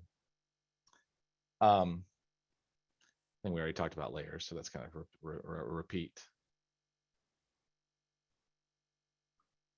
Let's see, the source ARN looks quite cryptic. Let's see, let's go back and look at that. Let's go take a look at that, Bob, just to make sure. So that ARN, by the way, so it starts with ARN AWS, and then it lists your service, and then it will list your region. So US-East1 has an example. Then it's going to list your account number. And then at that point in time, what it does is it starts listing services. So in this case, it's a function instead of S3. So those ARNs are actually really, like, when you see them in action, they're actually really readable, honestly. So I want to dispel the mystery on that a little bit. See this? Here's another ARN, right? ARN AWS service quotas, which is literally the service that we're in, the region that we're in for the service. This is my account number. And then this is EC2. And then notice that it has an ID attached to it. So I know it seems cryptic, but it actually, each field is actually relatively static for your account. The only thing that really changes is the service that you're calling. So I hope that makes that clear, Bob, because it's a great question. And I know when you first see it, it's probably like super confusing. And certainly this example doesn't offer any clarity, right? But like if we even go look at something else, like let's go look at DynamoDB. I think I started a little database. If we're like looking at DynamoDB, let's go look at a table. Let's see. See this ARN down here? The only thing that really changed is the service name changed to DynamoDB. Then there's the East one. There's my account number. And then you'll see the object, which in this case is a table, and then the specific name for the object. So I hope that's like super clear, right?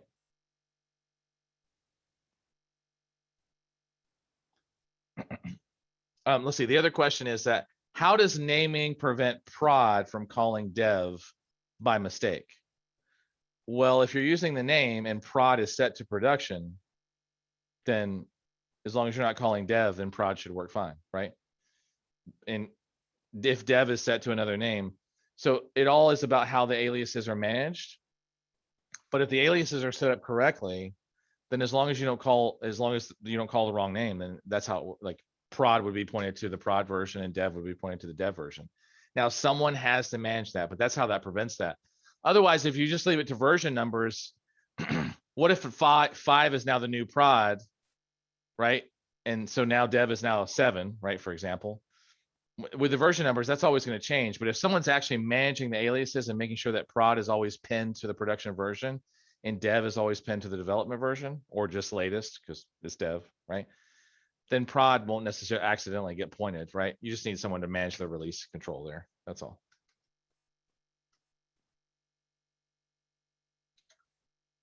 All right.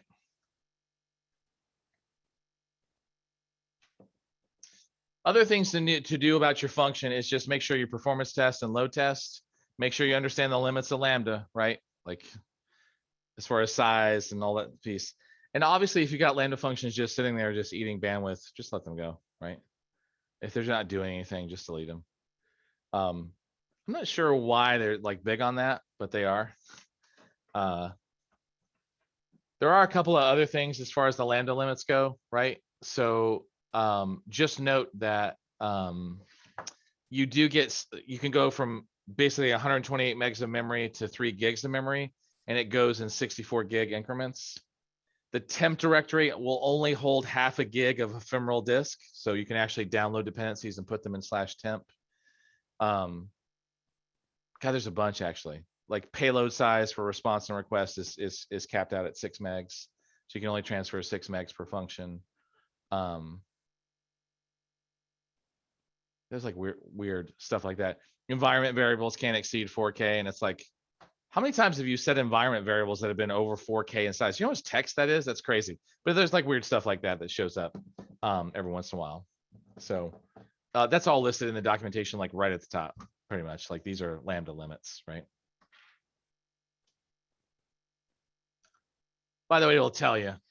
When it fails and throws stuff in the CloudWatch, it'll say, hey, I'm out of disk space on temp. You've exceeded the half gig that I have, or your environment variables are overdefined. And that was a mistake on actually a junior admin's part. You're over the 4K limit. It'll tell you when you're over like the limits, right? Now, alarms and metrics, all this stuff happens underneath CloudWatch. So either there's CloudWatch logs or CloudWatch metrics. And you can actually create dead letter queues, right? To capture errors. So you can actually stick like bad invocations into a dead letter queue. So a couple other just little key bits there.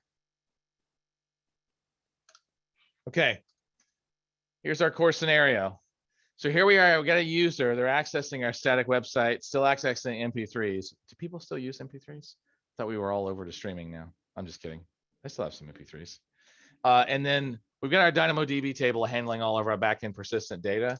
And then what happens is that in order for that website, which is relatively static, to actually function, we're actually making calls into these Lambda functions, which are actually doing CRUD against the table.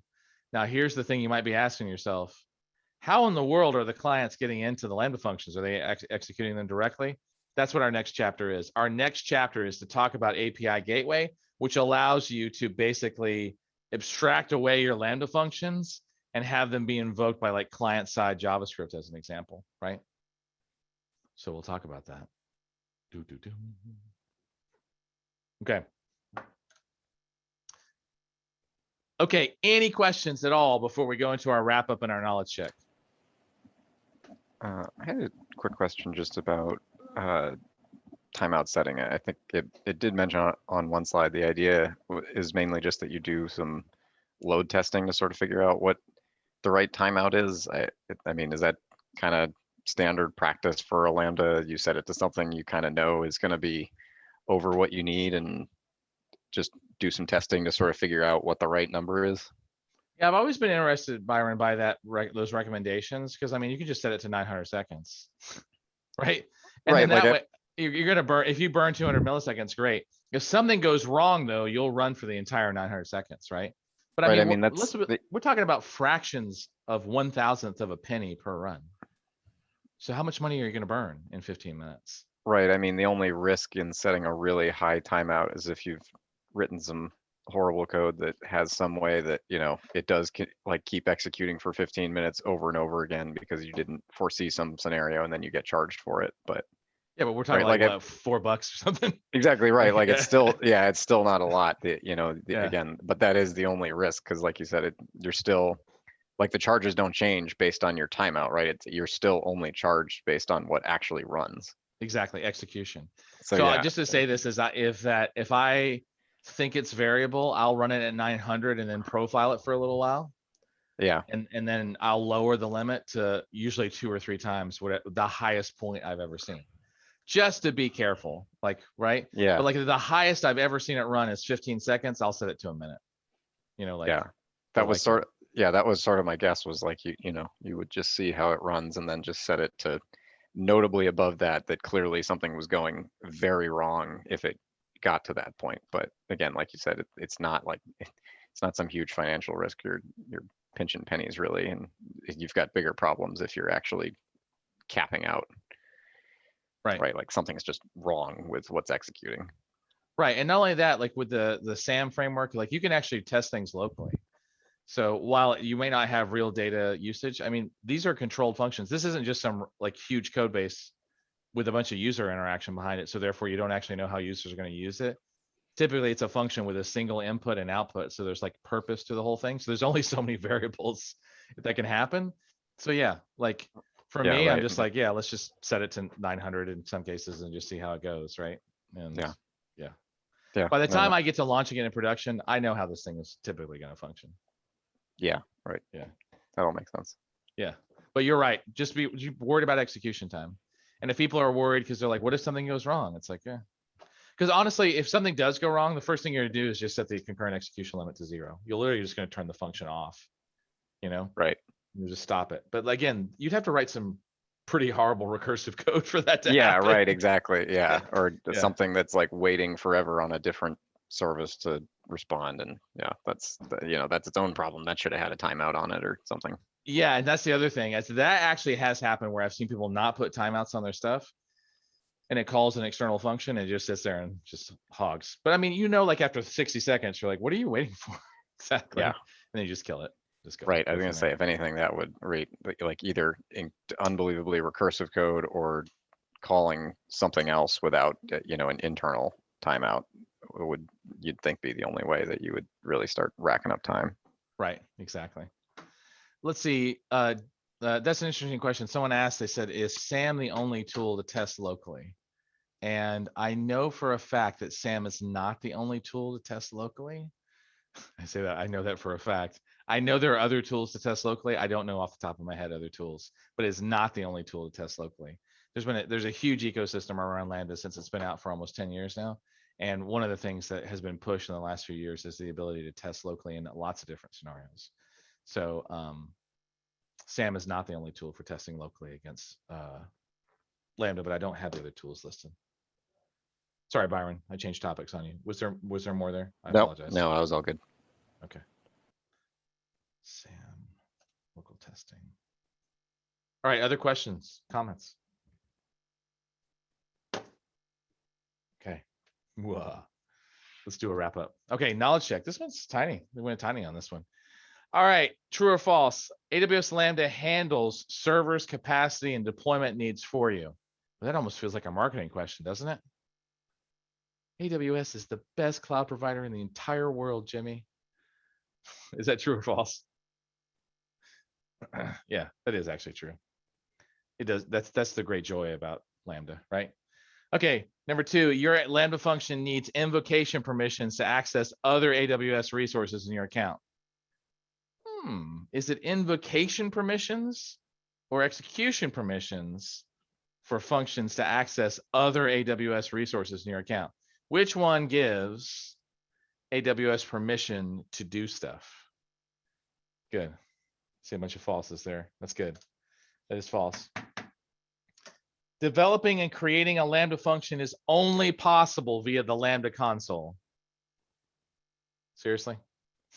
So just going to softball all that one up. Good. I'm glad you guys answered that one false. All right. Last but not least, if you enable DynamoDB streams on a table, you can associate that stream's Amazon resource name with a Lambda function that you have written or you write. Can streams trigger a Lambda function? That's really the question. Can streams trigger a Lambda function? We need to write better questions. Hello, Amazon. Yeah, the answer is that's true. Okay. Streams can actually trigger a Lambda function. That seemed unnecessarily wordy. Okay. It is now 2:15 and we actually do have another block, but we're pretty close to like a little bit of our like break point. So let's go ahead and take a little bit of a break. So 2:15 now, come back at 2:30. So 15 minutes. We're going to talk about API gateway, which is a proxy gateway that you can stick in front of Lambda functions or any API system actually. So go away 15 minutes, come back, take a break, stretch your legs. I'll put a timer up, okay? All right.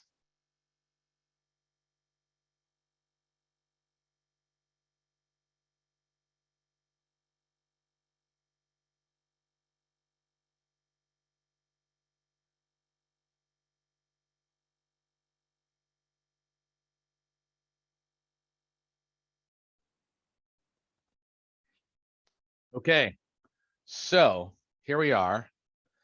We're back. Short little afternoon break. Any questions about anything we just covered around Lambda functions? At least ones that I haven't already written down to answer later, right?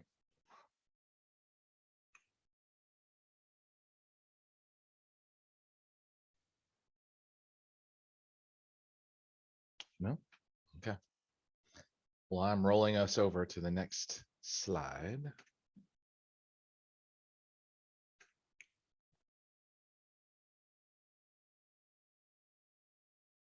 There. Let's talk about API Gateway. I believe we have a lab associated with this one.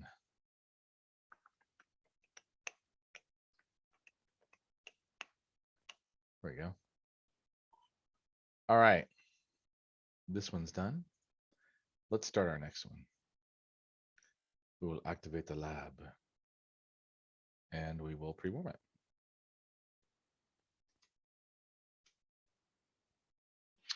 Okay, let's talk about module 8.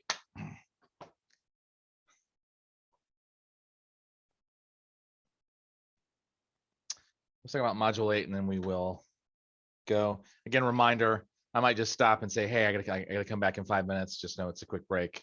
Take 5 minutes from whenever we start. So my sister shows up.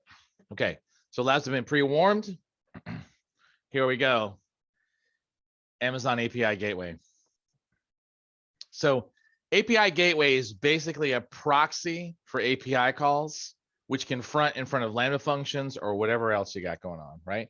So we're gonna talk about that, some best practices as usual, a little bit of the server, the SAM model, the serverless application model, which is the SAM framework. And then we're gonna do a lab. So you're gonna get your hands on with Lambda, do a little event-driven whatnot, okay?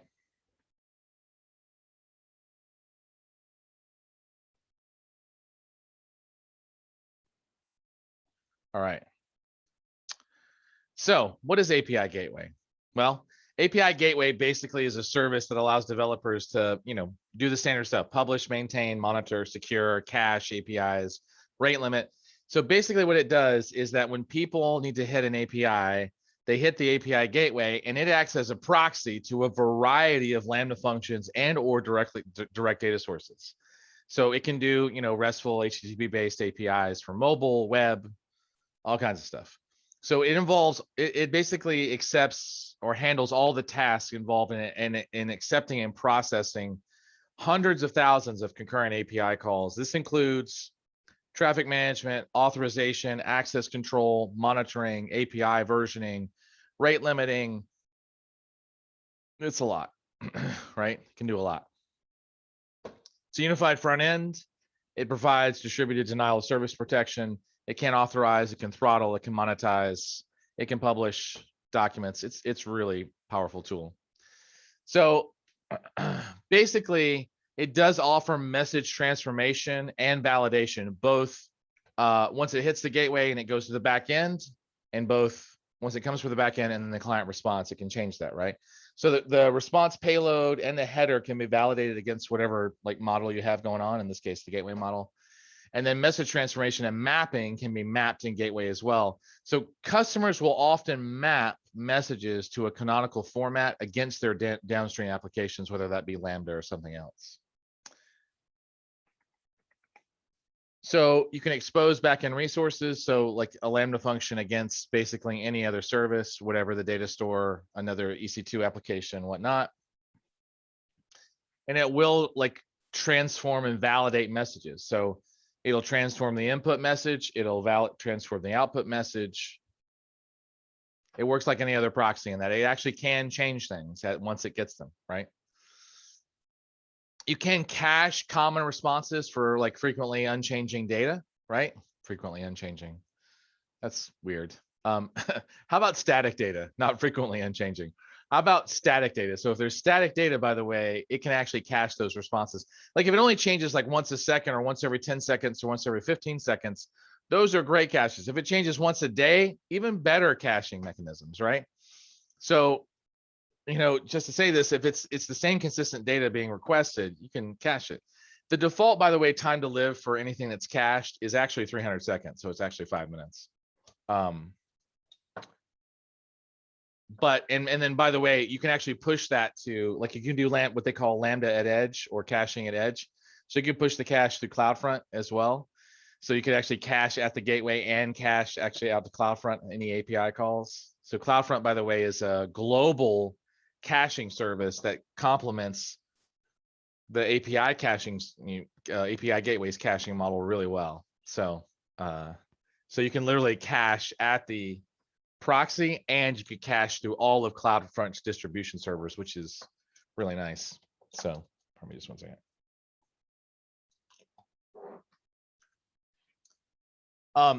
You can throttle and control API usage either through like throttling at the method level, or you can actually create what's called a usage plan for clients when they validate against an API key. And that API key applies that like client usage plan against the system, so that the client can only access it based on whatever rate limiter or throttling you have subscribed, right? So for example, if you have an API key that identifies the client, you can meter access to that client. So like in this particular case, there's a throttling limit for this particular usage plan where the throttle rate is 50 requests per second, and they have a quota that says they can only use 10,000 requests a day. So kind of nice.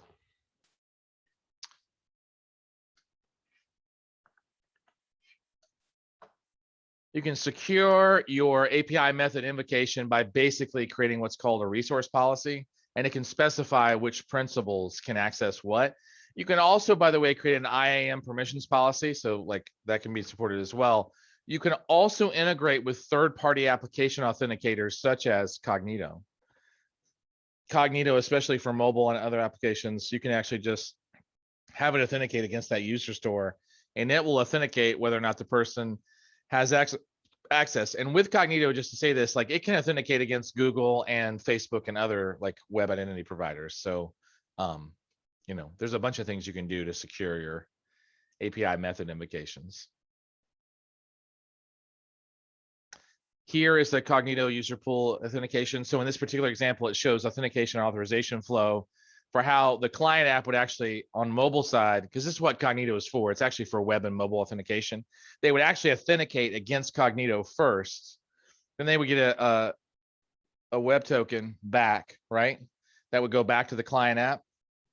And when they call the API resource, it validates the identity token, and API gateway actually talks, right, at some point to Cognito to validate that token. And then once it's validated, it would invoke the API call, talk to the resource, and everything's good at that point in time, right? Now, just so you know, that call is actually an OIDC kind of like call.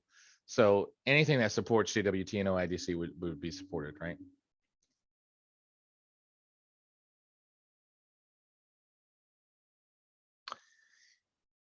API gateway, by the way, does integrate tight with CloudWatch, just like any of the AWS services. So it will send log messages and detailed metrics to it. You can enable logging, by the way, for every stage of your API for each method. So if you're in different stages like prod, whatever, right? You can actually set the verbosity on the log by stage and by method point, right? And so it's going to like log things like the number of API calls, the latency, the integration latency. So it'll be the latency overall, and then it'll give the latency for each of the response times. And if there's any 400s or 500 errors or whatever, it'll actually log those as well.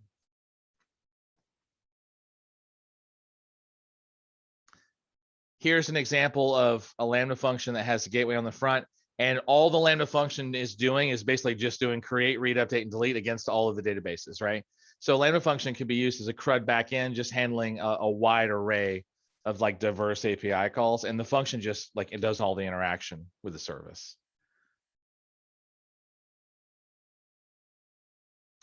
Now, okay, cool. So now we know the API gateway can do all this cool stuff. How do we develop against this, right? And the way this works is that first, well, as you can imagine, you've got to create an API in the API gateway, right? So the main steps of the development process is that first you create an API, then you define all the paths, resource, and methods, then you test them, then you deploy them and maybe do some further configuration, and then you invoke the API from a client, right? So like here they've got their pet store app, which actually came from a workshop, a pet store workshop, which I think was in like 2 or 3 years ago, actually. I think it's still out there, honestly. And so then you create the API. So like first you go through the steps, you go in and you create an API. You can actually use an example API, which I think is that pet store API now. You can import it from Swagger. You can like do it from new if you want to. The endpoint type, by the way, could be regional. It could be edge optimized. It could be private, like it's only accessible from your private VPC. The default is that the API is regionally available. If you do edge optimize, that means it's globally available and that you're invoking CloudFront to kind of get engaged at that point in time.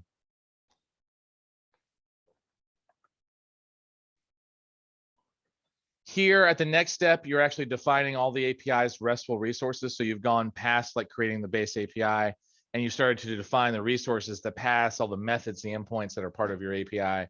And you can actually create payload transformation, especially as it hits you and goes to the back end. And then when it comes back and then you're sending it back to the client, there's like 2 points where you can actually transform the payload from the both in the receipt and in the sending, right? You can set the different authorization settings, like is there going to be authorization? Do you require an API key? Are you going to do some kind of request validation, right? You can usually set it either to none for authorization or IAM. So that's one of the different ways you can do it. You can test the API, right, which is a section. And by the way, you're going to see all this in your labs, but you get to test the API. Notice that there's an ARN there. I don't know why they've commented out that account number. That's interesting. That's an interesting thing to note in and of itself. You can click the method name from the resource tree inside of API, and you just like this displays the method execution phase, and then you can actually just like run test, which is a little button in the upper left hand side.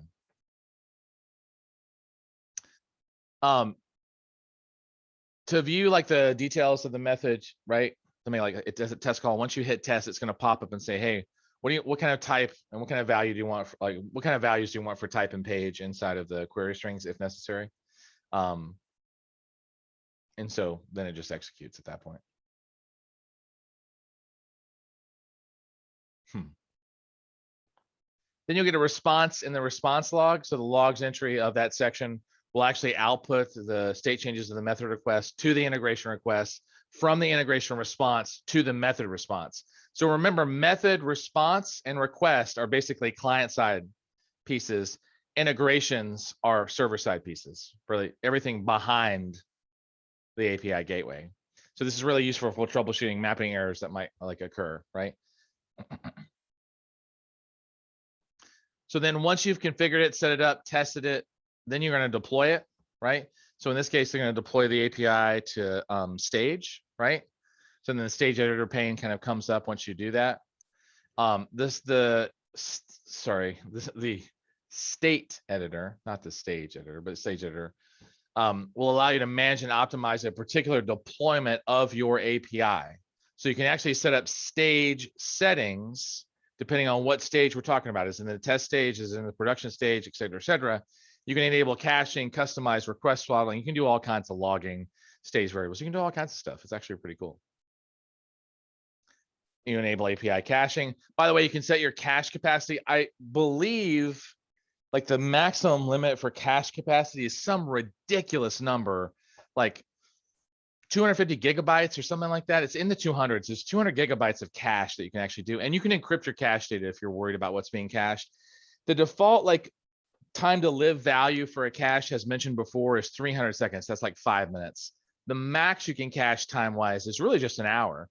If, by the way, you set caching to 0, like you set the time to 0, it means that basically you've enabled caching, but you've kind of disabled it, which is a little weird, honestly, because if you set it to 0, it means you're not caching, but you probably then checked the enable API cache box.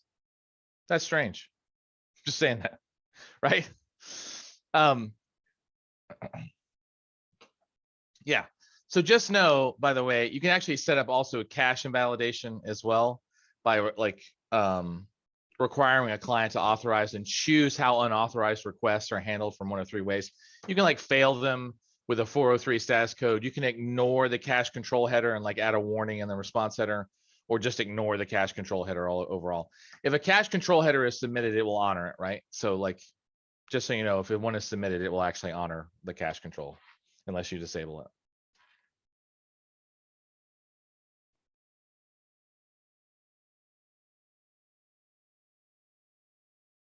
Hold on one second. Cool.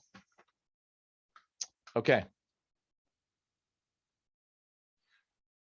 When you enable API throttling, which is different than caching. So caching is gonna like cache common responses and the time to live is based on what you specify.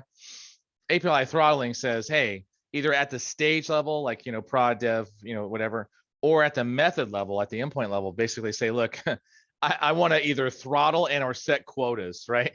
For each of these, either stages or methods. And you can do it by like average number of requests per second, or like you can say, look, the maximum number of overall requests that this gateway can handle at any time is like 5,000 in this particular case, right? So meaning we can handle up to 10,000, right? Requests per second, but like it can burst, right?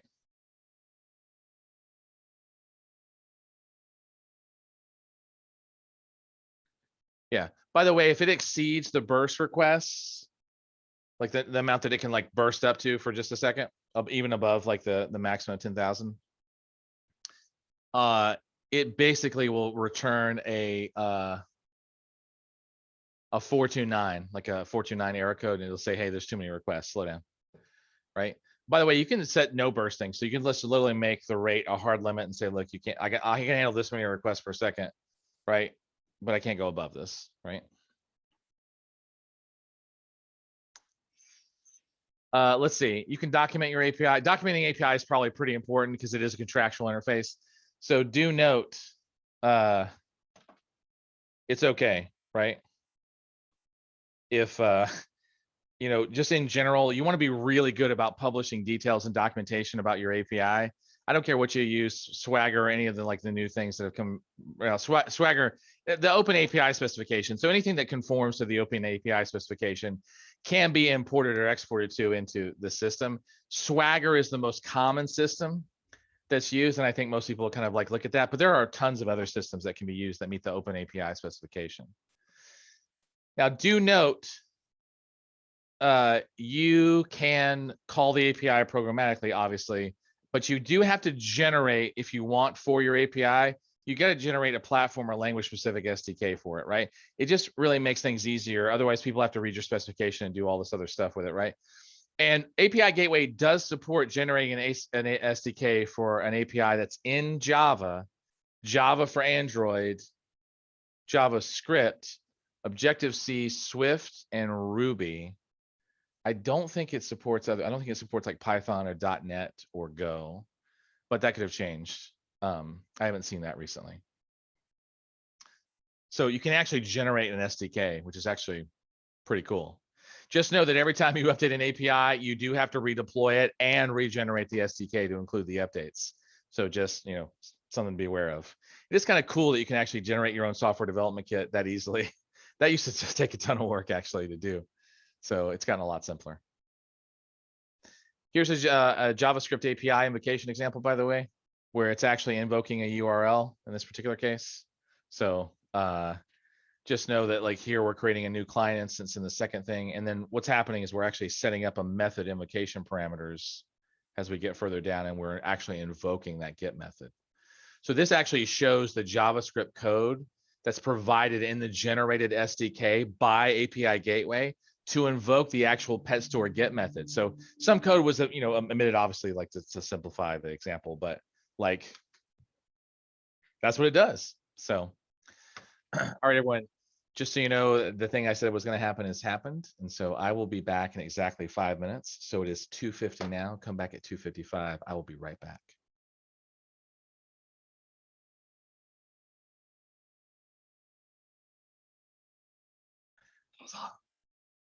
So good to see her. All right. So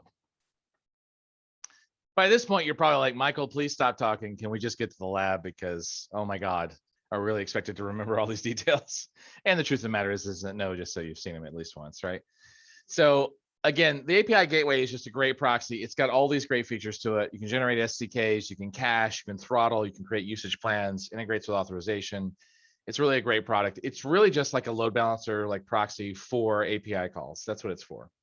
So with this in mind, just know that you can actually put it into 2 different modes, which is like, you can actually just set it where it's like, look, I just want you to act as a proxy. I don't want you to do any transformation. Don't do any validation. Don't do any like changes to how I integrate and respond to things. And then of course you can do custom integrations, which, you know, it can like process the data as it comes in, change it as it sends it to the back end, change it as it comes in from the back end, and also change it as it goes out to the client, right? But you know, you don't need that. If you don't need that, then you don't do custom integration, just do like a proxy integration. There's no special transformation there. Now, what are some best practices to think about here, right? So you've got a proxy sitting in front of your Lambda functions. What do, right? So in this case, when API client requests come from the same region where the API is deployed, just choose your regional deployment type. Otherwise, if it's global, if you don't know where the API calls are coming from, you don't know where your clients are, you might want to choose an edge optimized type, right? But if it's actually predominantly coming from an EC2 instance that's in the same region, man, just launch it out. Just make it a regional endpoint. Don't do cloud. Don't do an edge optimized. Just keep it isolated, right? You do want to actually test the API before deploying it. Of course, that may go without saying, but it doesn't always, right? And then use 500 error codes for error handling on your side of things, not the client side of things. And then, you know, the one thing you probably just want to cache is just, you know, cache any read responses, any get methods, right? I would stay away from like post and puts, right?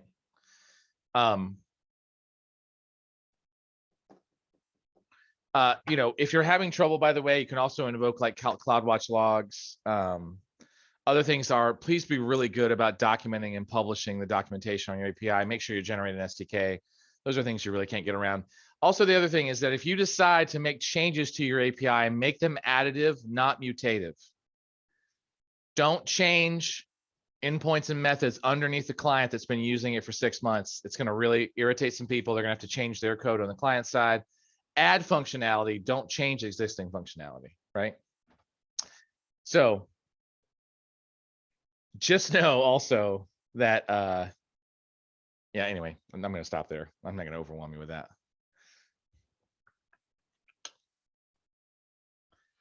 All right, so then let's just talk about SAM for just a second. So SAM is a template-driven deployment model that's a little different. It's like it's used basically, it's the serverless application model, and it's basically a template-driven model for defining serverless applications.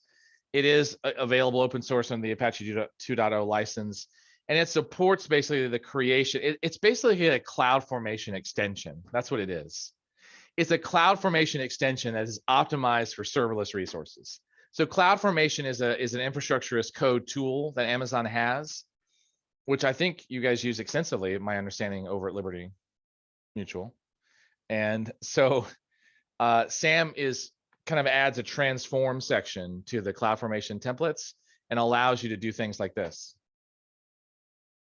right? It basically allows you to define, right, you know, SAM in a kind of very easy to use model. So so you can define this entire function, including what the handler is called, the runtime configuration, any policies around roles, you know, that kind of thing. No issue at all. Oh, that's weird. Okay, that's not what I wanted. Let's try this. Hopefully that now came back because Zoom decided to stop for some reason. Okay. Let's say we're building, we're now out of like best practices, right? We're in our core scenario. We need to support API calls from our static website to these Lambda functions that are on the back end.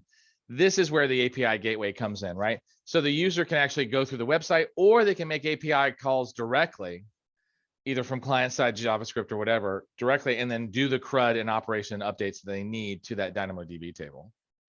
So as you can see, we're starting to build this event-driven architecture, which is very serverless. There's no operating system located here thus far, right? And so we're building it kind of one piece at a time.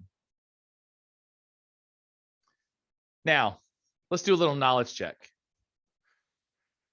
Okay, so API Gateway enables developers to create, publish, maintain, and monitor and secure APIs. Is that accurate? Is that true? Is that what we're going for here?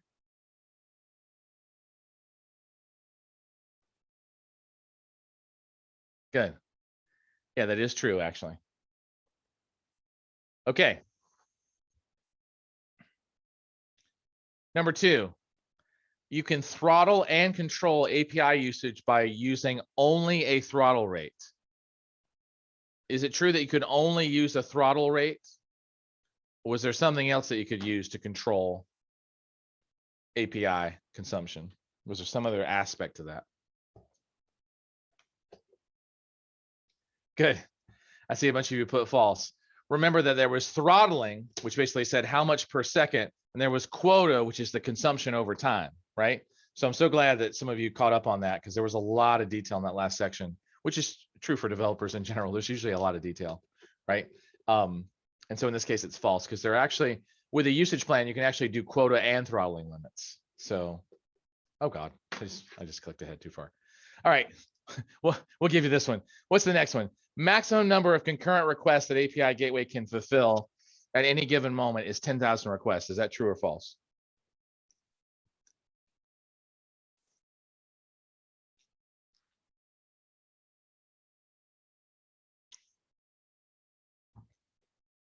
Actually, oddly enough, that's false, right? The default number of concurrent requests that it can fulfill, like the maximum number, is typically about 5,000 at any given moment. Okay. Next one. You can secure the access to your APIs by creating a resource policy. Is that one of the ways that you can secure access to your API gateway? I think that's true, actually. Right? I think that is one of the ways that you can secure access to your APIs. Good.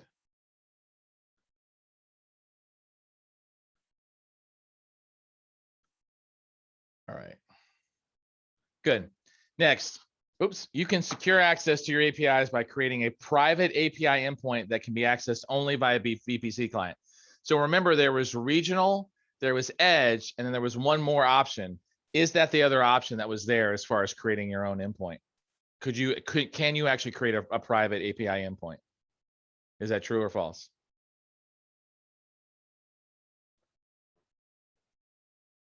Yeah, you can actually. Good. All right, last but not least, an AWS Lambda function could be used as a CRUD backend to intelligently handle a diverse array of API calls. Can you use Lambda to actually do CRUD functions against a data store? Is that true or false? Yeah, that's 100% true, actually. You can definitely use it as a CRUD system. Good. Okay. All right, excellent. Okay, so let's go on to lab 4. Okay.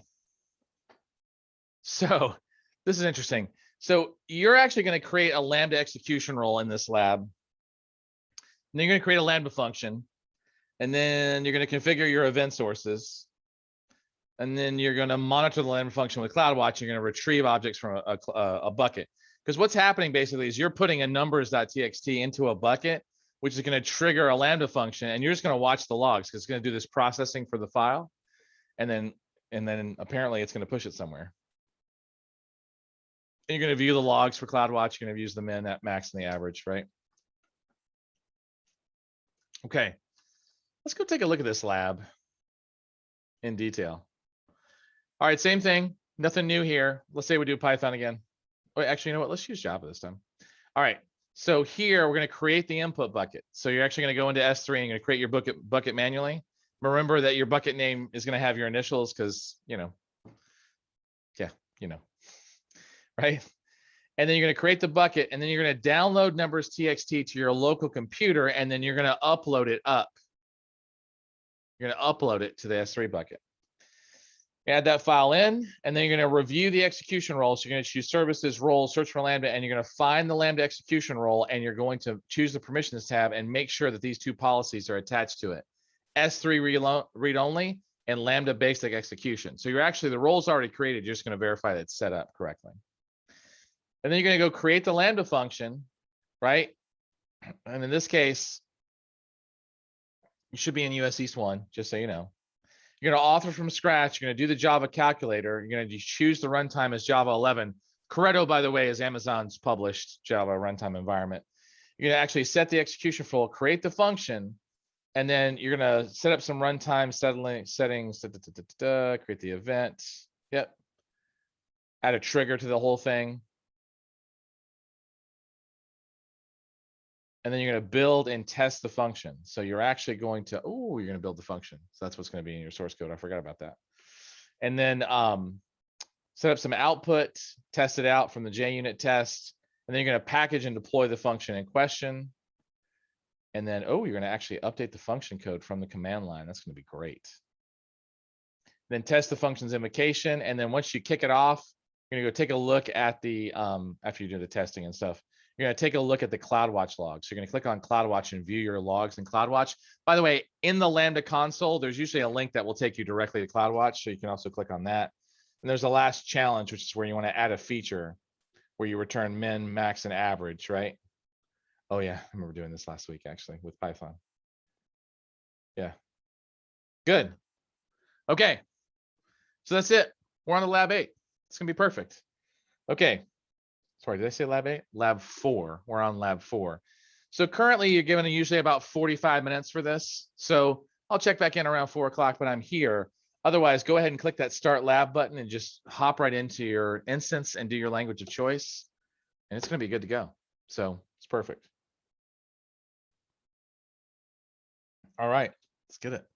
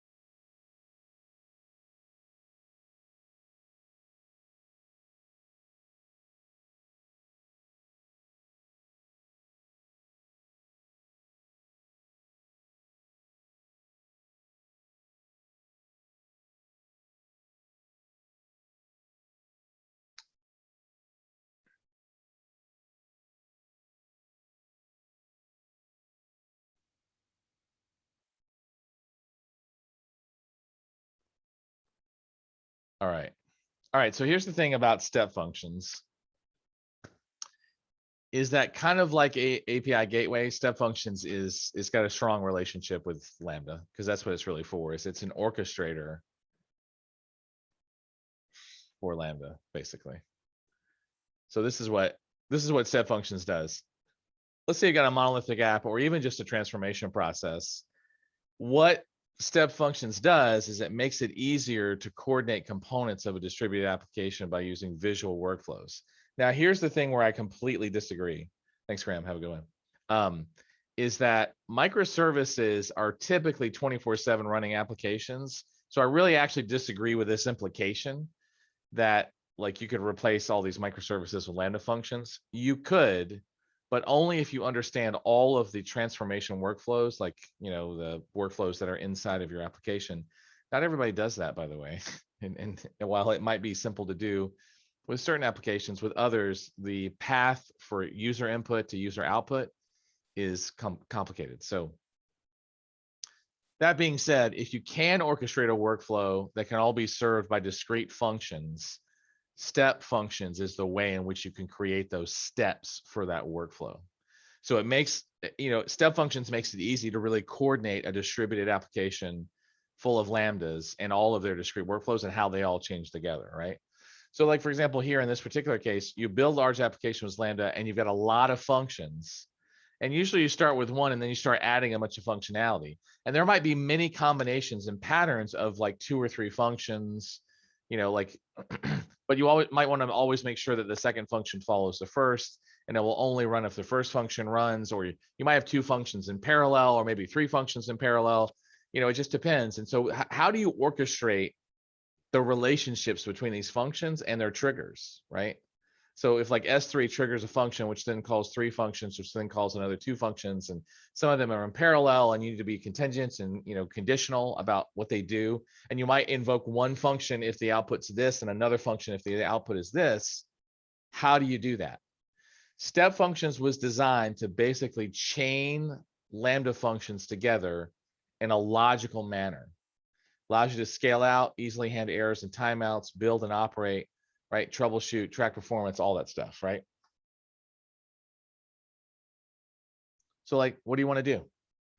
You want to retry failed tasks? You want to create things in parallel? You want to select based on output data? Do you want to try, catch, and then just repeat until it finally gets done? Do you want to sequence tasks, right? That's what step functions does. Step functions allows you to orchestrate steps with Lambda. So what happens is you define a workflow, it's called the state machine, that are made up of obviously different states, right? And each order is an execution through this state machine. An order is an entire run through the state machine, right? So the execution starts with some kind of input, right? Like a user input. And then what happens is that it goes through this state machine, and then as it hits the end, it has an output, right? So step functions keeps track of the state of each phase of the order. So as it runs through the entire order, as there's execution phases, it just keeps track of all the execution phases. You define it in JSON, right? These states and these state transitions. And when you ingest this JSON template, which is remarkably, by the way, like CloudFormation to a certain degree, when you pass this in, you actually define all of the different transitions that could be made inside your state machine. So like here, for example, when you upload your JSON, it immediately visualizes it in the console. And like this order, for example, can start with you fetching an order, choosing a region. Depending on what you choose, you might like go to order A versus order B. Then the order's okay, and then you process the order, and then it's the end, right? That's it.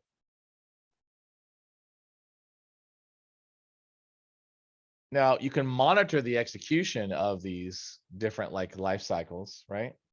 Was it started? Was the task entered? What was the Lambda function scheduled, right? And like in this particular case, you can actually see the execution details of the state machine, the execution ID, when it was started, when it was closed, the different like steps of the execution, right? And so the benefit of this is that you can actually orchestrate functions together really quickly. It gives you a common blueprint, a common language. It can be checked into infrastructure as code, and it gives you a visual console. Now, there are some really specific lingos here, like what is a state machine? It's a workflow template, and execution is a specific workflow based on the template. A task can be a Lambda function or an activity, right? An activity can be an external compute, by the way. So notice that a task can actually be a Lambda function or an external call, because you can call something externally. And then a task token is the ID for a particular activity. A heartbeat is obviously just a check, and if it fails, it fails. If it succeeds, it succeeds. There's probably nothing really to describe there, right? Well, look at this like hello world example. So we're going to start at hello world, and the state is hello world. And in this particular example, the system begins with a state referenced here. It's hello world. And if this has a state equals n equals true field, that's the end of the state machine. So it's just going to return a result. So this is literally just going to return hello world for the state machine.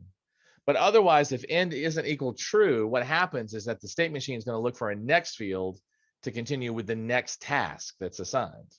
So that process is going to repeat until it reaches a terminal state with end equals true and a type equals succeed or a type equals failure, right? Or a runtime error occurs. If an error occurs, obviously it starts, right? Here's the state language in a little more detail. So here it's going to start at start state. Here's the states, right? So there's a task where it's going to call a Lambda function. And then the next task it's going to do is it's going to call final state. Final state is a task. It's going to call a Lambda function and the end is equal true, right? So that's it. It's got two Lambda functions that are being called. Each state, by the way, must have a type field indicating what type of state it is. Like, is it a task? Is it a choice? Right? Each, by the way, state can actually have an optional comment field. And each state, except for a succeed or a fail state, right, requires a next field, or you can end the whole thing by just saying an end field, right? Just to say this is that a choice state can have more than one kind of next, right? In other words, you can have a choice state that hits, and next could be 3, 5, 10 different things, depending on what data choice is using to determine, right? A choice state, oddly enough, cannot use end. So what ends up happening is that the next state will choose an end task at that point in time. So it's next is you're gonna specify like a particular kind of next task. That's what it's doing.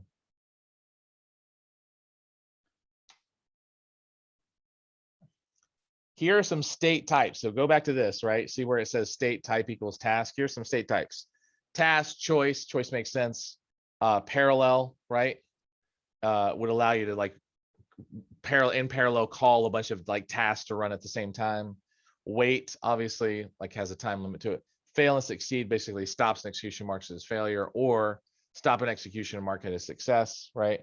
You can pass an input from one state to the next state, right? Input to output. Sorry, let me rephrase that. That's not actually not accurate. When you set the state to pass, it literally just passes through. It just takes whatever input it got and it passes it out as its output. That is sometimes used if you want to like have the state machine show what the values are at the time. So it's good for troubleshooting. And then you can run a set of steps for each element of an input array. So you could actually run through an array if you wanted to. Here, by the way, is an activity state. Again, task is the type. The resources, it's going to call a hello world activity. So it looks like external, actually, an external activity. That's a task. It's got a timeout of 300 seconds. It's going to check every 60 seconds. When that finishes and succeeds, it's going to call next state, right? Which seems a little weird. It should probably call Lambda state, but whatever. Let's just, that's a little mislabeled. The type here, it's going to be a task. It's going to be a hello world function, a Lambda function, and then it's going to call next state. Weird. I think that first next state actually should say Lambda state, but that's just my interpretation of that. So there is some control logic to this whole thing, right? So what will happen is that you simply pass input to output, so you don't actually perform any work. You're actually just pass states, like I said, are really useful when constructing and debugging state machines. So like, you know, you could actually just pass like coordinates or, you know, whatever the value is. That's not necessarily an issue. Choice works like the way you think it should. You start at a certain state, you get a choice, and you get a bunch of choices that can be n number, right? And then you hit some final state based on the output of whichever choice. So it like goes to that particular path. Parallel will start a bunch of tasks in parallel, right? And, you know, obviously give the output of each individual outcome. So that's not necessarily a big deal, right? So you can actually download them individually. It will actually individually report which ones failed and which ones don't. You can add retry logic and other pieces to that if you want, right? So it'll run each branch.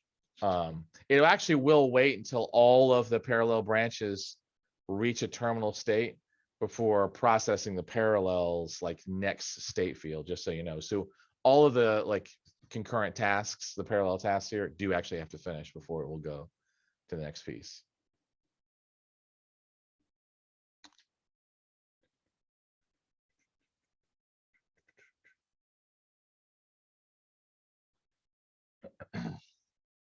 Let's see. To answer your question, Bob, about dynamic parallelism, that would probably actually be a map that you would iterate through.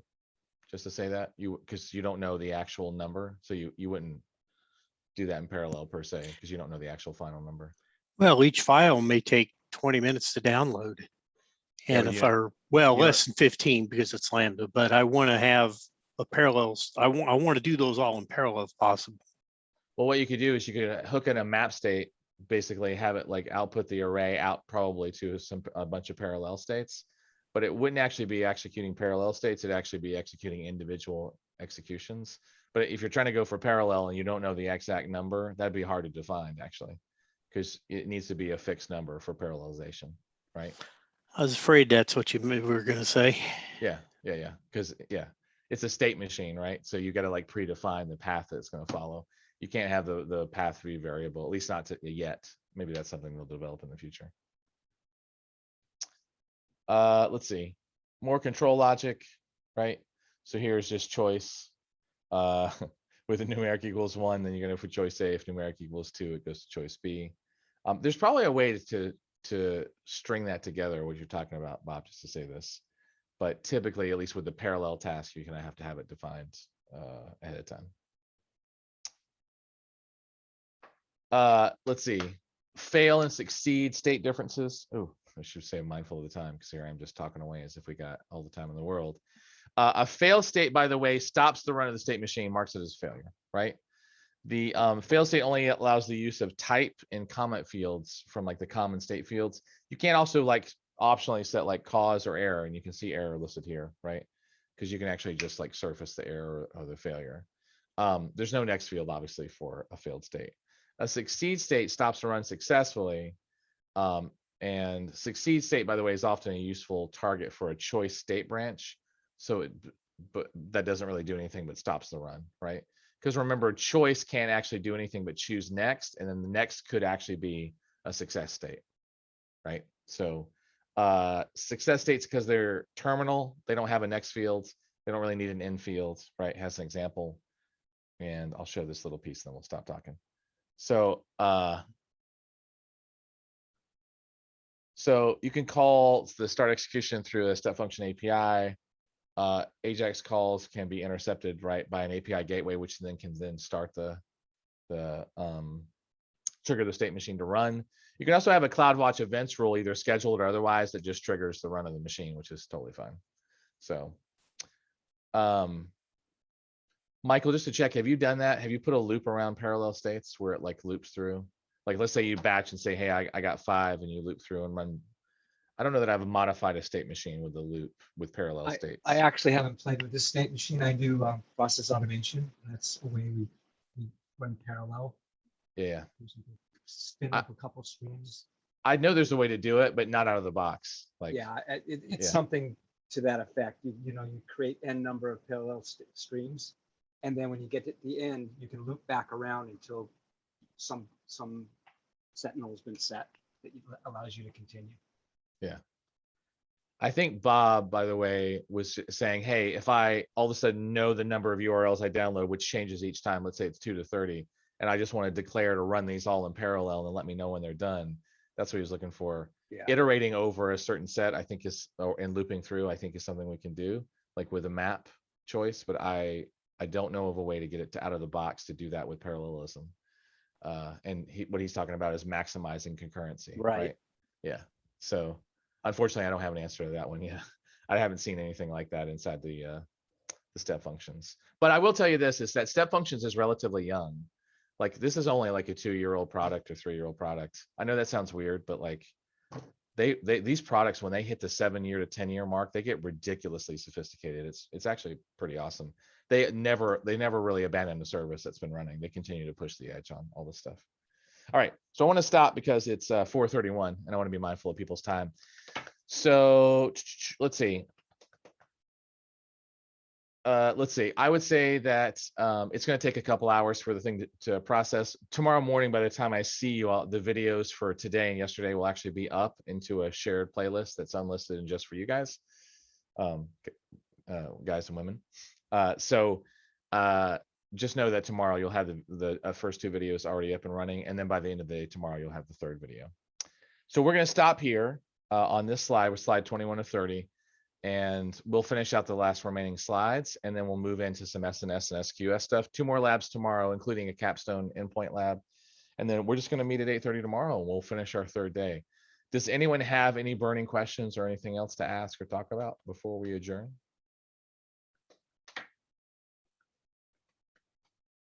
Hey, this may be unrelated question, but I just wanted to ask whether, is there a service like, I mean, is S3 is equivalent of NFS or EFS is the correct service? So EFS is NFS, actually. That's Okay. what it is, actually. And, So and there's a Windows version for CIFS, and then EFS is NFS. Okay. Yeah. So if I have like 20 application server, I can have a EFS service shared between all these 20 servers Easily. if I wanted In to, the same region. the same region. All the systems, no matter what availability zone it is, EFS presents across all the AZs in the same region. Okay. So if I want to write a log to the same EFS, then I can do it, right? Okay. Yes, you can, absolutely. Although I will tell you that usually S3 is used for that. But I don't know what your use case is. Like you might have to have recency and speed, which S3 may not provide. So, Okay. Yeah, Thank you. good. Yeah, and then remember the Windows version is called FSX. I don't know why, but there's a Windows version if you need that for CIFS for like drive letters and stuff. Okay. So, Thanks. yeah, cool. Other questions? Okay. Thanks for hanging out with me today. And we'll reconvene at 8:30 tomorrow. We're going to run probably pretty close to 4:30 because we're kind of based on a standard schedule. And we'll pick it up from then. Okay. Have a good night, everybody.